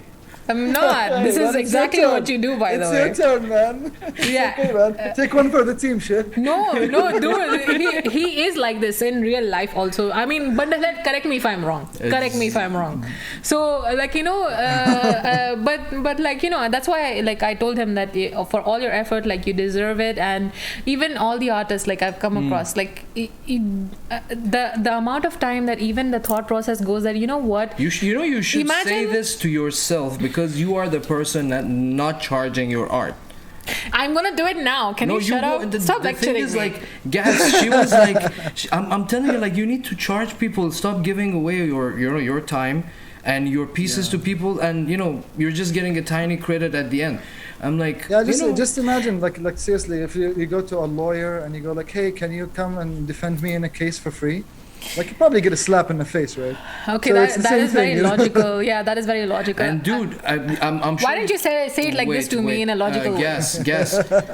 You've seen her art, and you see it's fucking incredible. Very intricate. Really. Yeah, sometimes clients literally come up to me and they say that they want the specific tribal Maori tattoo style that I do, because it's so like detailed, because it's like already tattooing in like detailed way is very difficult to come on the skin, for example, because like if it is small spacing, you can't stretch the skin out and then put it back in like in that true form and get all the lines straight. Exactly. Details, so like that's why they say that the way you do it is a very unique style. So I said, okay, fine, I'll design, but then I never charge. So that was my mistake. No, you should charge, and don't, like I said earlier, like we actually talked about this earlier, right? Like, don't charge them too much in the beginning, like just grow it organically. Start with like $50, then 60, then 100, and also charge based on the client. Like don't charge based on the hours. Exactly. Like also, like if the client, for example, is not rich or something, like he's like, or she's very normal or middle class or something like that, charge based on that, you know what I mean? Like, exactly. Like I remember, like, for example, one of my NFTs, which is really dear to me, it's called Disconnected Arrangement. It's on my Non-Origins profile that I sold, right? And I put it for bidding, all right? I know nobody was gonna believe this shit, all right? But trust me, it happened, all right?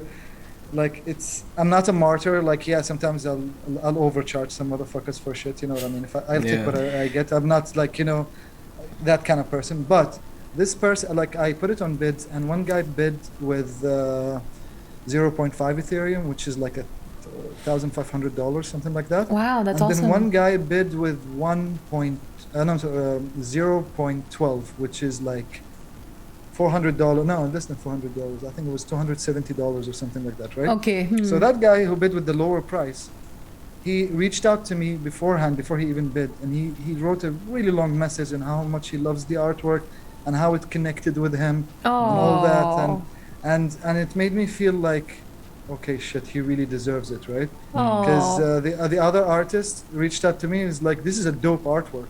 I'm like, okay, it's gonna go to the other guy.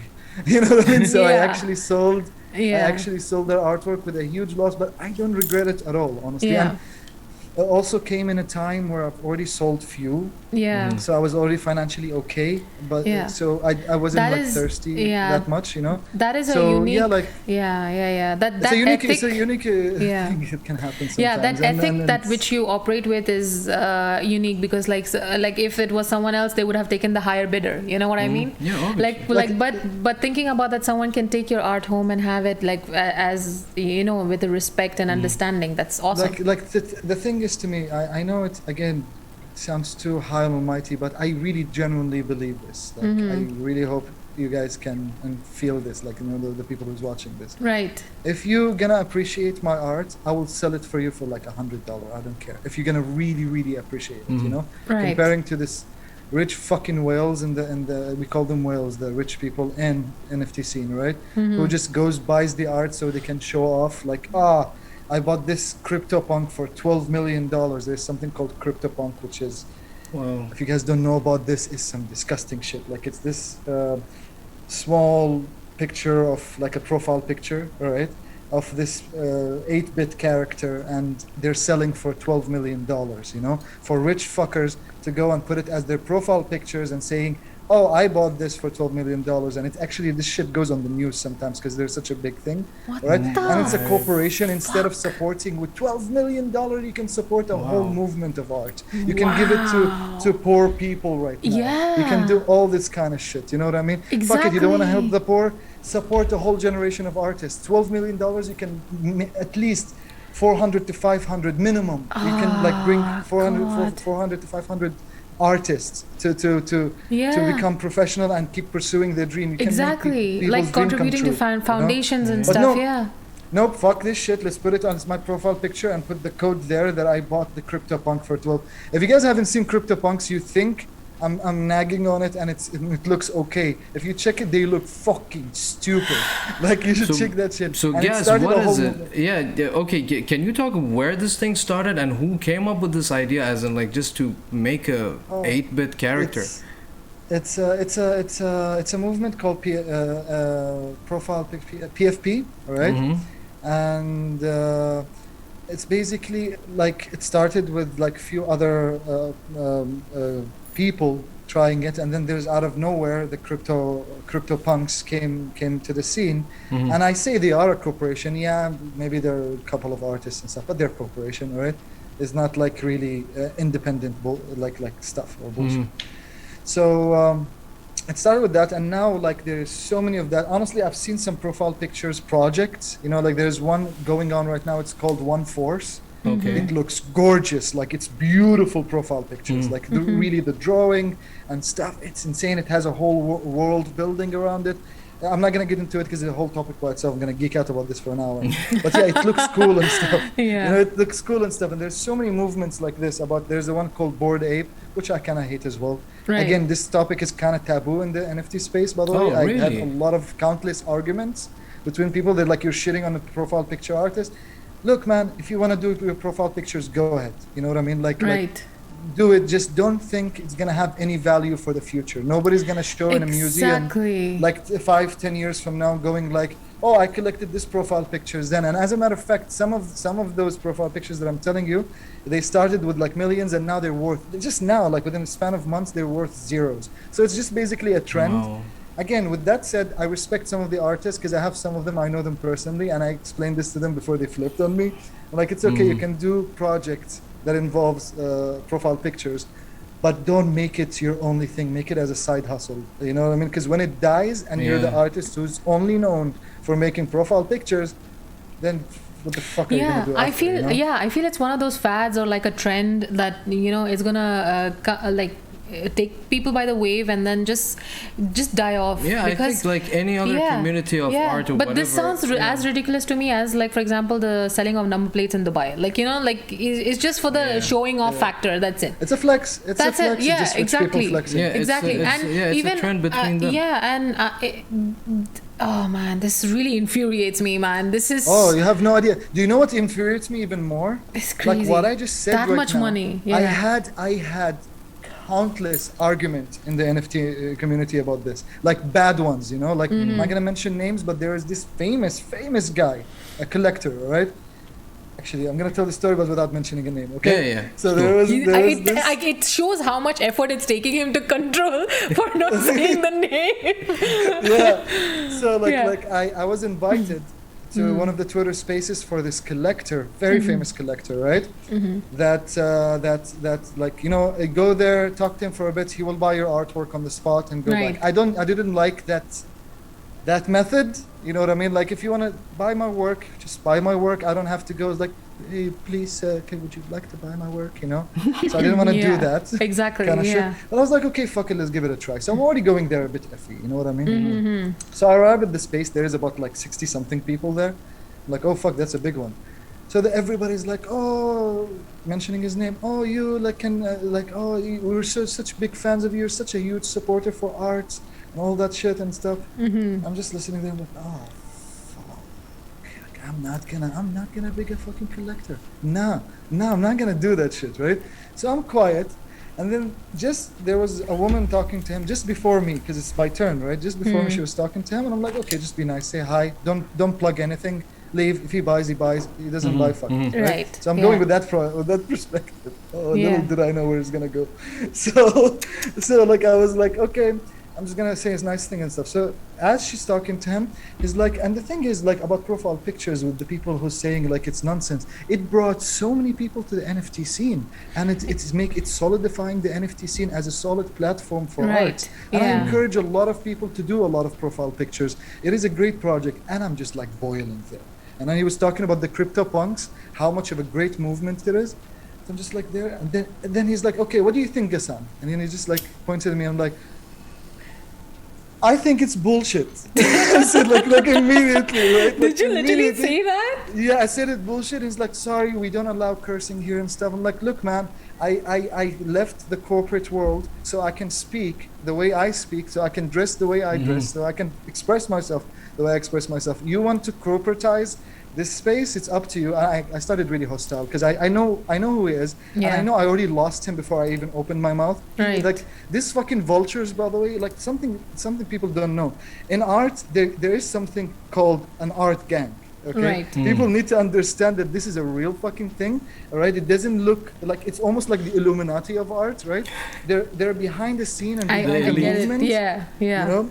Yeah. They're always behind the scene and behind a certain movement in art, like PFP. This guy is saying this because his friend or his somebody he works with, right, has something to gain from this whole CryptoPunk. So they preach that. The little artists, the smaller ones, who go like, oh my god, I should make some CryptoPunks like that. And you see a lot of copycats of CryptoPunks, and in my head I'm like, do you think you're really gonna sell it $10 million? Are you fucking kidding me? But anyway, so all that kind of shit. So they're gangs, like, and this guy is part of the fucking art gang, okay? And one of these like shitty movements that just like keeps shoving it down our throats all the time, you know? And I knew the moment I fucking opened my mouth and I speak, these guys are vultures. They can sniff you out immediately. It's like, so I lost him before I even opened my mouth. I kind of realized that. Yeah. You know? That's why I went through it from the beginning. I'm like, he's gonna get stupid with me anyway, right? Yeah. So it's okay. I will stop cursing for the sake of this session, but this is the last time I'm gonna appear here. And I want to tell you something. You know, and everybody in the I was saying, everybody in the room, tell me if you agree with this or not, right? Like I was telling him, $12 million, you know, can raise the thing I just said for this, and you're encouraging rich people to flex. This is like wearing triple gold chain. This is not any different from classic rich fucks flexing. All right, there's nothing different like about that. And then you're encouraging this behavior, and you're encouraging young artists to only focus on profile pictures so their career gets ruined later. You know, like when the thing fades away. He's like, no, first thing you're being, he went like, he was like, sorry, I have to interrupt you. First thing, you're being really insulting. I have a profile picture project, and I'm posting it, collaboration with like a lot of famous artists and stuff. I'm doing it. I'm not gonna preach something that I'm not in. And I'm like, okay, so it's great that you're in, but it doesn't change the fact that it's a shitty movement, and in 10 years you're not going to be able to show it to any fucking museum or anything. You know? That's so true. Like, so I told him, I'm sorry for being so blunt, but come back to me in 5 years and tell me, fuck you, Gas, you're wrong. All right? Like, I told him, at the end of the day, I told him, I don't want to insult you, all right, or anything, but I know for a fact that one of us is gonna get the last laugh, and I'm not sure who's the one. But that's where I stand with right now. Well, I mean, it's not really badass. It's, you have to, when you're in the art field, there's so much bullshit, man. I've been saying all the positive shit this whole time, you know, but there's so much bullshit that you have to deal with, you know? Exactly. So many people like will step on you just to get a spotlight. Yeah, and all I mean, that kind of dude, shit, you know? I have I have dealt with people like they literally take my art, and luckily Instagram's algorithms actually show me their profiles because they take. So like I've dealt with all these kind of other type of bullshit as well. Like I have dealt with so much, and it's really like at least NFT is a platform where like it like safeguards your art for you. Like at least that is there. Although this other stuff is happening, but at least like it's giving that base respect and that kind of credit and stuff, like I was saying. So at least like and it's cool in a way, like yes, those guys exist, man. Like those guys like this person or woman like this person exist, Right. Fast and Furious exists, all this bullshit mindless luxury thing that the rich people like decided, this should be cool. All this shit exists, but at the same time, you have Martin Scorsese exists. You have like real art. You have like real music. You have like fucking Katy Perry, but then you have like a person like Billie Eilish. You know what I mean? Like on the mainstream scene going at the same time. So like every culture has to have counterculture, and you have to fucking pick your battles. You cannot say like yes to everything. You can be like, oh hi guys, okay, it's cool, okay, good vibes, okay, it's all good. You just end up being just a fucking just another like goon. everybody also can tell, oh yeah, okay, so you're just there for the benefit of yourself. You're not there to improve just to be related, to be relevant. Relevant. And you just have to pick up your battles about it. But I mean, there's so much that goes into NFTs, and like to build that community, to be a part of that community, to have your presence in different platforms, and like it takes so much more effort than a person can think. Like you can't underestimate the kind of presence it has now. And I work every day, no bullshit. I know a lot of people like to say they're busy these days, and it's annoying as shit. But I still play games. I still like chill out. I still like just have some chill time, because what the fuck is point of living sometimes? Right. So yeah, like, but I do work 12 to 13 hours on a regular basis, including weekends. Right. Right. So I do 4 artworks a week. That's plus awesome. the show that I'm making. Right. Right. That's my schedule. I'm on a very strict schedule like for the past 2 years actually. You have to be when you want. The show you're referring to is, I just want to tell the people in the comments, is the arting in the wilderness of 4 walls. You guys can go to his page on IG at Gassan Aqel. Okay. That took you some time to say. Because I'm used to call him Gassan, or like the Arabic way, like Gas. We call him Gas. Yeah. So go down to his page and you can check all the episodes there. They're all like IGTV, and you can check his artwork, and you can DM him in case you're interested of purchasing any of his art. Or I mean, you take orders, I mean, if someone like wants to do something, commission based. I mean, commission, but I'd rather not take commissions. But like if it's an interesting idea, I'm very straightforward. If I don't like the idea, I'll tell you to your face, Right. and you should not feel like offended or anything. It has to intrigue me, Right. Because I want to produce a good art for you. Right. And if it's not an intriguing idea, I would not know how to portray it. No, because your brand, like I mean, I'm learning so much like through him, because like I have never said no to any of the ideas that came to me. Like I never said no, even though if it sounded like wow, am I even? I mean, you gotta be careful with this approach too. I know. Like this approach kept me broke for a while too. Yeah. Okay? With Gas. I get that, but like just to. We have a comment from someone called Chero. I think they sent a fire emoji, and they're saying you'll get his art name one day. Ooh. Maybe. Is that Cherry? Is that Cherry? Yeah, that's Sherry. But what did she say? You'll get his art name one day. Art name one day? Do you mean like the way he was saying the name, or? The art name, Gassan Aqel. Okay, right. Because he took some time. That's why. Hi, Sherry. How are you? So she's upstairs with the doggy, so she doesn't Sherry bother. The dog doesn't bother. Yeah, Sherry is Gas's wife, and she's an artist as well. Dude, her art is fucking crazy as well. And she's a programmer as well. Yeah. She's a programmer and a rich media artist. So wow. That's beautiful. I cannot wait to meet her as well. She's a dope person, man. She's cool. She's just quiet. She's awesome.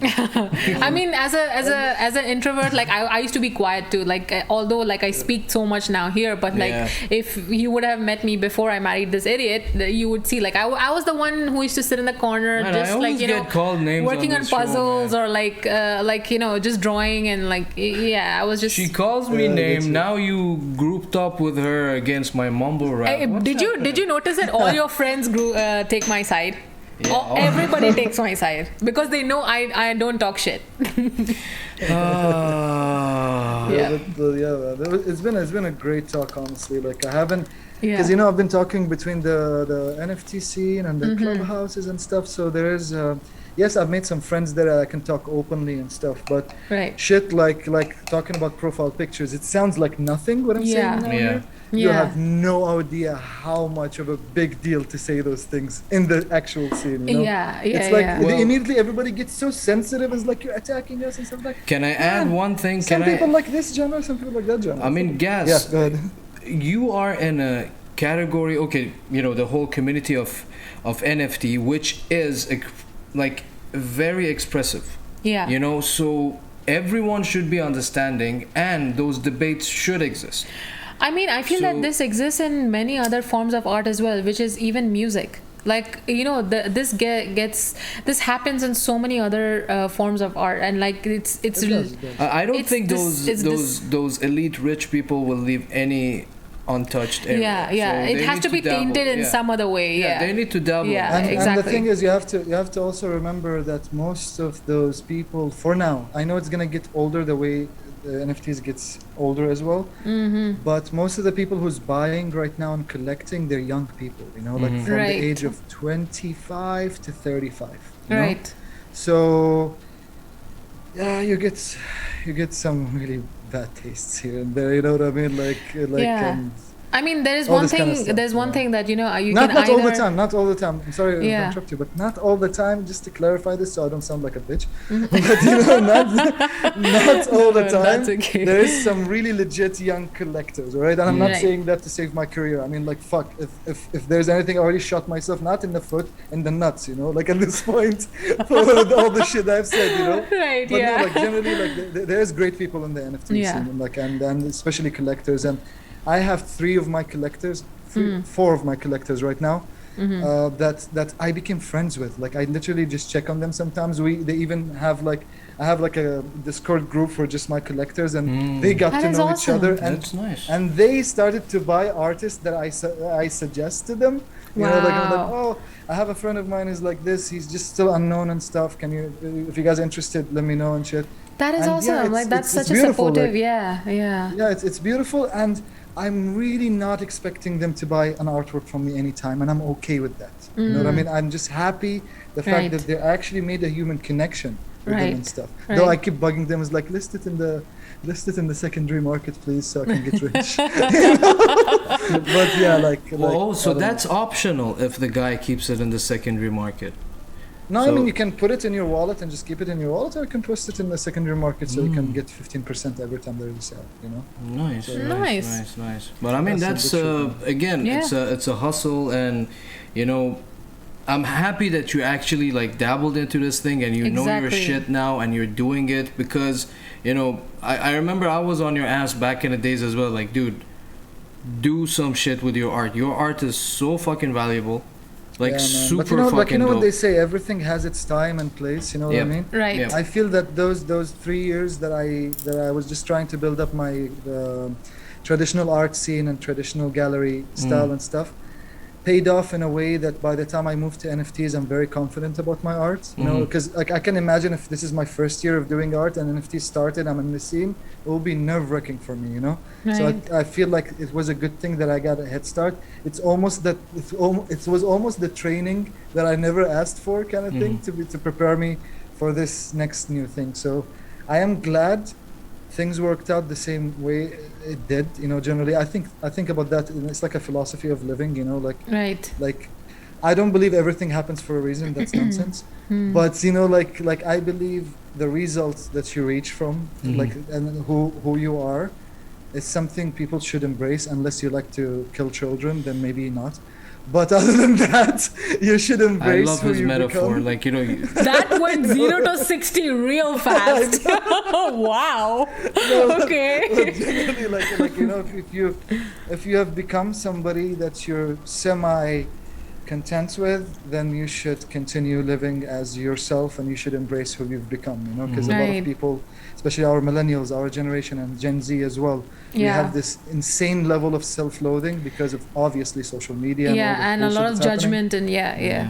Yeah, so we should be happy with who you are, but don't get too fucking cocky about it, because Well- ego is the killer of art and anything. Actually. Yeah, I Well, think there's just the balance that you need to reach between both sides. This is a very good segue to ask you this. Like lately, what is the force that it's keeping you thriving for more? Is it the whole NFT market that you got into that kind of motivates you, or it's something beyond that? No, it's not that, and I don't know if you guys are going to be surprised about the answer or not, but I think it's relatable.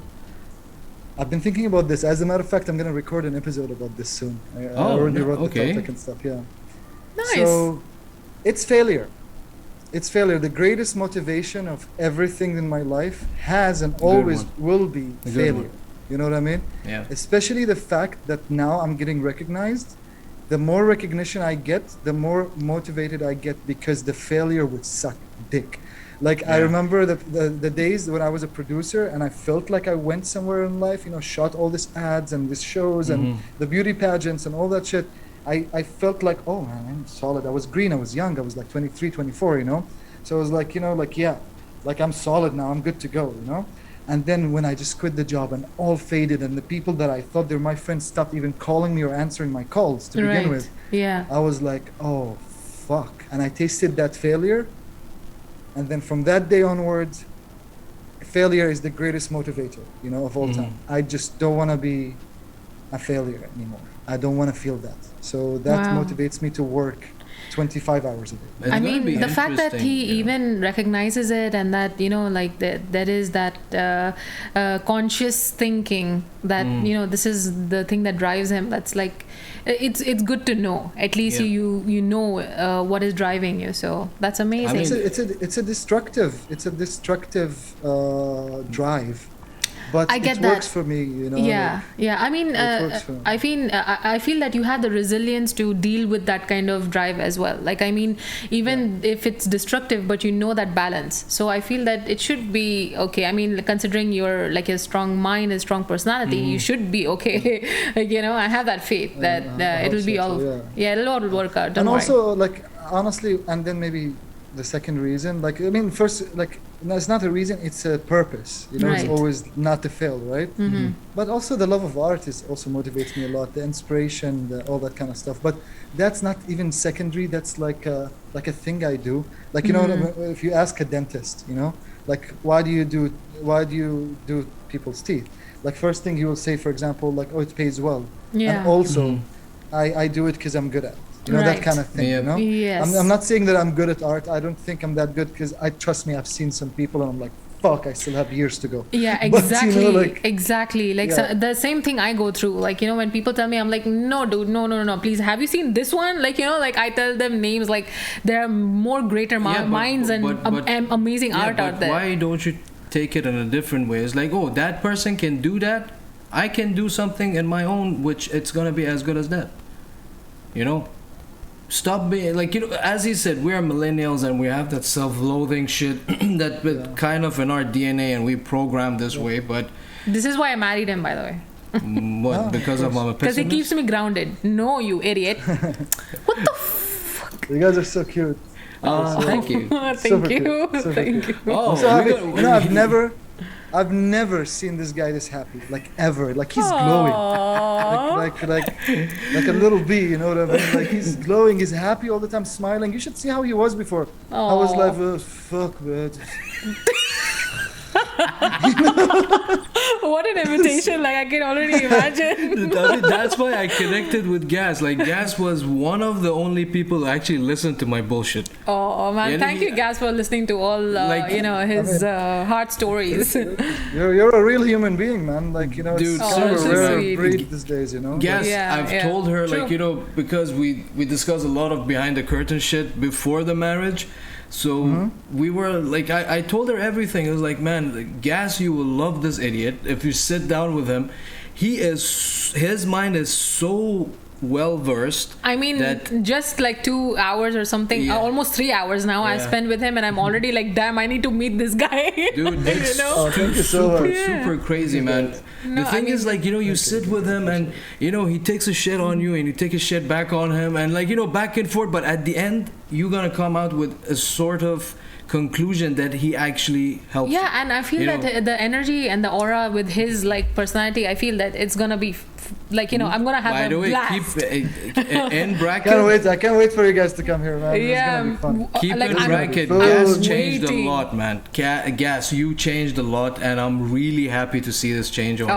you. Thank you And so much, man. I mean, we're growing older, man. Like, Yeah, man. we met when we were like in our mid-20s, and now we're Oh, like, shit. you know, almost Yeah. reaching mid-30s. So Yeah. already it's a did. different time. It's a different time zone. Shut man. up. Like I remember the old druggy, sex, drugs, and rock and roll Gas you met. I'm not that person anymore, man. I'm not that person anymore, man. Oh my very god! focused I now remember and shit. one time, like That's good. That's good. I mean, Dude, that's evolution also. the party was. It wasn't even a party. It was just like we're having a get together, and we're Yeah. like, you know, having drinks, having fun, you know. And then he's like, "Man, you guys want to call hookers and cocaine?" I'm like, "What?" He's like, "Yeah. I'll call in some hookers." I'm like, "What the fuck?" Oh, whoa. It wasn't like- the first time. It He's like, wasn't the "Let's last time. It go was balls crazy time, out." man. He's like, "Let's go balls out." I'm like, "Hey, what the fuck?" He's It's that crazy. crazy. You should see how kind of boring I am these days. I mean, Yeah. like I still get drunk sometimes. I don't drink like before because of a need. I drink because like I want. You know, it's because of Right. a want, not like a choice. You know, I have a choice now. Like Yeah. I get to choose to drink and stuff. Before it was more of a need. But yeah, like and I still have like crazy days. I still can party like an animal, man. But then Yep. you have to leave me alone for the next 2 days because I'm gonna be demolished. But yeah, like, The age is a recuperation. bitch and a half, man. Yeah. But yeah, like, whoa, we used to go hard. We used to go Yep. hard, bro. Like I remember those drug binges for like 4 or 5 days. Just liquor, coke, and other 5 cocktails that I don't even remember what the fuck they were called, right? And then it's like 3 days later, and I'm like, what's going on? I'm sweating. My Holy eyes are shit. sweating. Why is my eyeball sweating? Dude, Holy he shit. comes up to us like, yeah, there is a party in the forest here in Malaysia. Yeah, let's go camping. I'm like, dude, what the fuck? Oh yeah, man. There's something called the forest festival is in a state called Sarawak. Oh, okay. That festival is dope. It's basically the Burning Man of Malaysia. All right. Okay. And, So now I it's in the understand. middle of it's in the middle of a forest. The speakers are embedded in the trees in a way you don't see them, Wow. so there's sound everywhere. Wow. And the Okay. bands will sit down, sometimes traditional old drumming, tribal drumming, and weird shit, Nice. some jazz, weird I acid mean, that's jazz something I kinda would thing. enjoy. Yeah, like, and basically mushrooms there are basically the dessert for everything. You know, they're everywhere. You know, like everywhere. Okay. It's some crazy shit, and it was one of the best experiences. So I was trying to get this fucking idiot to join me for that festival. They're like, "What forest? What's bro?" What a perfect imitation. Oh man, we come from the forest and the desert here, so I just want to chill, like see you guys, hang out, have some talks. But dude, I mean, again, like now, hopefully, if everything opens Yeah. up and everything, And- I'm definitely gonna come down to Yeah. KL, like you know. Because he knows in Malaysia inside out. Like sometimes he shows me videos of like the city, the tours and stuff, Yeah. and he's like, Nazi, this is here, that is there. We need to eat from here. And I was like, okay, Well, there's fine, some cool it's shit. planned. Yeah. Some cool shit, and sadly, well, not sadly, but like sadly for you guys, it's not as industrial and dead as Dubai. I'm sorry, I fucking hate Dubai. I really hate Dubai. I hate that industrial nature of that place. Sorry, you guys don't Dude. have to comment on this. You can arrest me. Come no, on. dude, no. Dude, what? I'm from India. You know how many things go on there? There's like a festival every week. Yeah.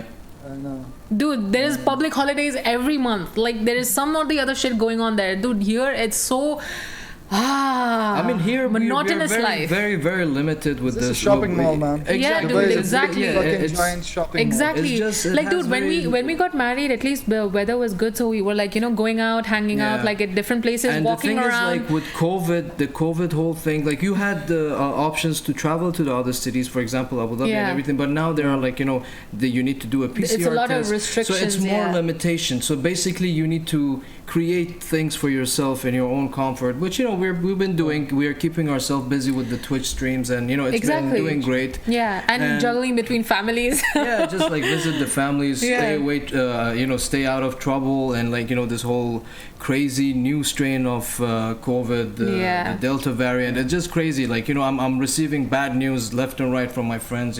One of my friends who lost his dad last week. Exactly. Because of COVID. So it's just crazy, man. Yeah, it's same like here, man. Like I have like one friend that man, that lost her dad. Actually, I'll tell you later. Like it's just crazy. Like this.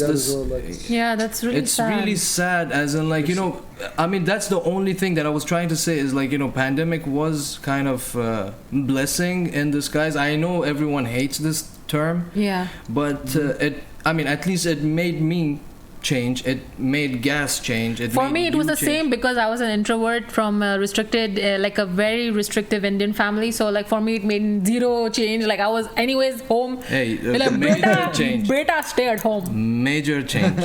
For you, yeah, you're an extrovert. I'm an introvert. For you, for me, I was like, books and pens and drawing, and like I used to go work out also. Like I was training at that time. I'm talking about me being the major change. I'm not a major change in your life. Wait, dude, wait. I was talking about before marriage. I didn't say. Gas is Shut my your witness. mouth. Gas is Shut my your witness. mouth. No. She said it, Gas. She said in my mind, I was talking about when it started in 2020. Dude, I met you after the lockdowns and shit. Okay, we met in like October. Lovers in a dangerous space. Dude, Gas. She met me in my. He's lowest gonna give me point. shit for this for a long time. No, I will not give you shit. You know that I never do that, dude. Yeah. Gas. She met me in my lowest point ever, dude. I was on calls with Salah and Sadaf in Turkey. Like, dude, how the fuck I come to Turkey? What I need to do? I even called Shafkat, he was looking for a lot of like escape routes to like get out of here. Dude, and like I will tell you after the stream. I was just going crazy. Then suddenly this wild Pokemon fucking appears. A rare phoenix appears.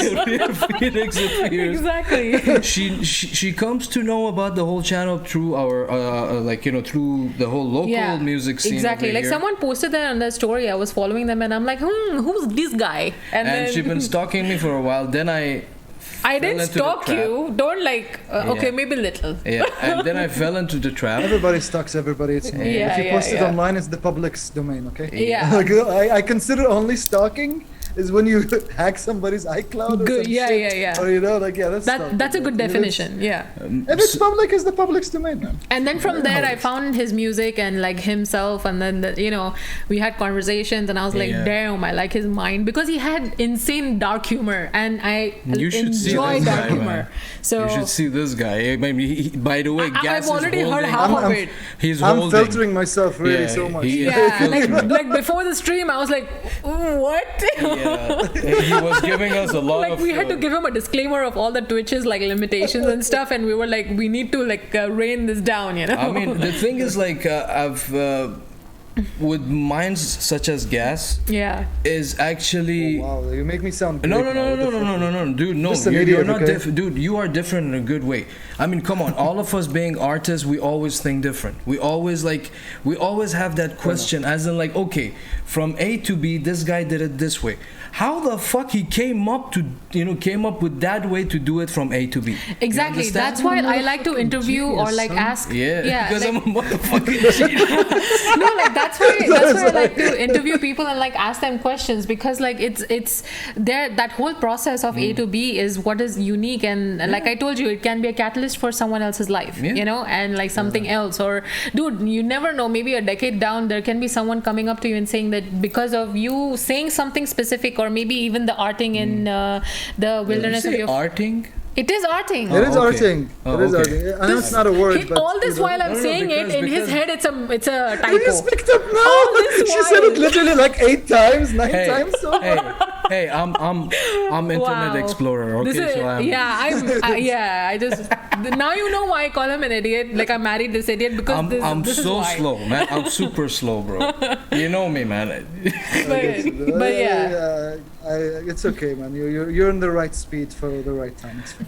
But man, Oh, yes, dude, this session was an amazing session, man. Yeah, I Thanks a lot really for joining enjoyed. us. I mean, we can always do another session that you can talk about, like, you know, in depth of, like, you know, regarding your art or regarding the whole NFT thing, because NFT is very new now and Yeah. is just like being discovered by a lot of people. We wanted to talk more in detail about NFT by ourselves, but thank God that you joined in and you gave us a, you know, a glimpse of the whole thing and how the thing And the actually pleasure works. is all mine, man. Exactly. The pleasure is all And- mine. Thank you guys for having me, really. No, the pleasure is ours because I tell this to every single one of our guests, especially like you know the creative caliber kind, where they take out the time of out of their precious, Exactly. you know, like the precious time out of their lives and give us that precious commodity and like, okay, here, this is my 2.5 hour or 3 hour of Yeah. time of my life, and this is what I'm giving it to you, and you know, you just like you just dedicating this much yeah, of time to like, be with we us. really and, appreciate it. You know, Thank you thank you so very much. much, man. It Thank means the you. world to No, us. I appreciate you guys having me here. Like I really Aw. enjoyed talking. Thank you. It's nice, and it's also like a bit more a change of pace for me because I've been doing a lot of interviews and a lot of like, you know, again, Clubhouse and all that Yeah. Right. on the NFT platform. So I'm always like, you know, filtered and calm down. So here at least I can like, you know, just be Yeah, hence the like, name, part of man. myself. Yeah. Hence the name, Dirty Talk. So Dirty talk, son of a bitch. It feels good to say this. I can say that in the NFT official Yeah. spaces. yeah, you know Yeah. what? Bring Yeah, that's all of your dope. NFT crew here and just let them go Oh, at definitely, each other. definitely. Actually, yeah, let's plan one of those. All right, Yeah. like Yeah. maybe Sure. in a few months from now, right? Definitely, Like, I will- definitely. I We will- would love to I will have talk you. to them in Clubhouse and I'll be Okay. like, hey, let's go to this space and let's get drunk, all right? Like, and we talk. So it's not on the non-origins. Oh, God. Original group. You know what I mean? So it's not like you get it. So it's not affiliated with Yeah, non-origins. yeah, yeah. Like, yeah. let's just grab drinks. I have this few friends. You guys would like to just talk to For them. sure, man. And we'll just host, That will like, a be session one and stuff. crazy One stream. crazy Like session. it's gonna Dude, be the thing is, insane. like, we need to guess- keep like a paper disclaimer here of the topics they can't talk Yeah. about. I was trying to find the tag for NFT. There's no such a tag on Twitch regarding NFT. I found art commissions, digital art, painting, and animation. Maybe that's like You a know? Twitch thing. Yeah, it's like no one is talking about this stuff here, man. Have That's you tried why- crypto art? Maybe try crypto art. Maybe crypto. Yeah. Maybe. Could I be. don't know. Yeah, Crypto yeah, art. yeah. Like, I think that's the more official one because Hmm. I noticed they're recently trying to avoid saying NFT. NFT because it confuses people. So when you say crypto art, it's more like, oh shit, okay, we get that. You know? Okay. So yeah. Well, I it's think crazy. That's the thing. That's the thing that we like to talk about and dabble into it. So maybe we can help people out, help ourselves. And what other better platform for you guys to be heard? Other than these these platforms such as Twitch and these Exactly. places. Exactly. So you guys can talk and like preach about it, help out as much as you want, and 100%, man. So I'm gonna have a talk soon with my side of the community and see how many are interested to join. How many people can you host with the camera? I can do multiple, but the thing is like I need to do the different overlays. But as of now, I can host another 2. I can do another 2. Yeah. So basically, Okay. including That could be us enough, is I can- 4. Yeah, I will talk to you after, like, and we can organize this. Yeah, for But sure. not For sure. anytime soon because it's very hectic now. Maybe Yeah, we like, need to yeah. plan it. I mean, Next month, yeah. but Yeah. it's Let one us- of the let things us that we know want to when- do. yeah. Like, we really want to dabble into. Dude, and, like, that talk about it. session, oh my god, we need to keep a separate name for it. Like, Yeah. it needs to be like, Absolute Shenanigans, the drunk version. Yeah. Like you can call it like NFT shenanigans. Yeah, The maybe. drunk edition. Yeah, exactly. Oh man, dude, Gas, thank you very much for joining us for this Yeah, session, thank you so man. much, It man. meant the No, world thank to you, us, thank you, man. thank you. Seriously, I hope we I had covered so as much as- fun, and yeah. like that's why I say that. How come you know these kind of wonderful people? Like I don't Yeah, understand. man. He was lucky enough. He was lucky enough to know me. That's Yeah. Ooh. Crazy guy, man. I really miss you, man. Miss chilling with you, I miss man. you And too, hopefully brother. I soon, miss you man. too, man. Oh, look at all this brotherly love. Are you jealous? Why would I be jealous? I'm happy to see that you have wonderful people in your life. I'm just being kawaii. Kawaii. Yeah. I could be kawaii these days without being judged. All I want is to be kawaii. And then, you see, I didn't choose the kawaii life. The kawaii life chose me. Yeah. Oh man, dude, Gaz, can you tell the audience where they can find you on the social medias? Like, I mean, anyway, I'm gonna be. You need to send me the links to all this NFT things or the groups on Clubhouse and all these things, so I can put them under the caption for YouTube when I'm like putting it on YouTube. So where they can find you. So the easiest way to say this, you can go to Gassan Aqel Instagram, click on my link tree. I have everything, all my socials there, even my Clubhouse if you want to join the Known Origins, Clubhouse channel. Everything you need is there, because I can tell you Twitter and stuff, and everywhere you go, that's my official name. It's always the same. So once you type Gassan Aqel, you'll find all my socials. But go to my link tree. You can find everything there except my OnlyFans, because it got disabled recently. And you may think I'm joking, but I do have an OnlyFans account. I do have an OnlyFans account, and I used to post Chef Gas, which is a music project that I have with my good friend Shafkat. I used to post like two sweaty musicians banging a guitar, and we're just like playing really hard on the guitar and stuff. They just removed me because I didn't want to do the KYC, know your customer verification. Yeah. And I was like, I don't want to be registered really there and stuff. So like now it just this is how deep Gas is, I like even with his like he's trying to give like the outro of the stream, and and even in that he's like shocking me. Yeah. Like wow. Well, you guys can so. You have the link tree in your bio, and you guys can go to his page at drop a follow, drop a DM if you want to talk about anything. Let me know if you want help with NFTs. Let me know if you want to purchase an artwork of mine. Buy it. Don't let me know. And then just be free. Just talk to me. I'm always open to talk to people. I love to talk to the community, and I always reply. And trust me, I won't be nasty. I'll be like really nice. I'm a nice guy. Oh man, dude. Sometimes on Wednesdays, you gotta be careful. I like all the disclaimers here and there. Gas comes with the manual, like you need to have a manual for Gas. Yeah. But Gas, man. Yeah. Gas, thank you very much for joining us for this session. And I really had so much fun, and I really like talking to open-minded people and who have like zero judgments about a lot of things. Like at least. Man, Gas is zero judgment all the fucking time. So like it's unique because like minds like this rarely exist in the world. Like ours where everyone has sheep mentality. Yep. So like talking to someone who has a fresh mindset, it's really nice. And thank you again for giving your time to us. Man. And thank you really, I had so much fun. The pleasure is all mine, guys. Thank you so much for Thank you very much. Thank you. Before closing the show, we're gonna be rating our good friend Abzi's breathtaking. Man, you know me, I'm bad with names. So let me read it then. Why you're suddenly super Indian? You just what do you mean suddenly? I am Indian. Yeah. Hey, Phoenix. Yeah. He doesn't know how to read. It's okay. Like, I am an imbecile, when he came to Malaysia. Yeah. When he came to Malaysia, I gave him a reading course. Before that, he was only using runes. What happened? Oh my god, Gas, I really miss you, man. Hopefully we're gonna meet soon. Yeah. So this Abzi's breathtaking. He's playing Genshin Impact. So again, thank you guys for sitting around with us and chatting with us, and again, no amount of thank you can actually measure our love and for the support that we're getting from this Twitch community. Even thank you DJs for reading the channel, and everyone who stuck around and listened to all of us just talking absolute gibberish. Thank you so much. Thank you. You guys can follow us on Dynamic Girl was also in the chat. I didn't know that she was Dynamic around. Girl, what's up? Hi, take come care, on, you should have said you're there. We're going to shout out Dynamic Girl. Thank you very much. Thank you. Take care, everyone. Be safe. Dynamic Girl, man. She says shouts out later.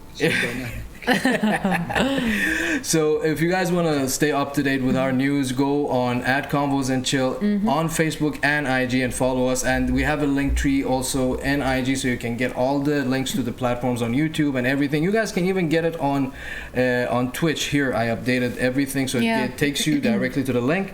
But again, let's start the raid and in a bit. But again, Gas, thank you very much for joining us, and all the viewers out there, thank you very much. And hopefully we appreciate all the support, and even you guys hanging around, listening to us. Yep. Thank you so much. Gas, thank you very much again. And for the viewers, we're gonna see you guys on Tuesday with a new guest. And stay tuned and stay safe. Bye. Take care. Bye-bye. Bye. Bye.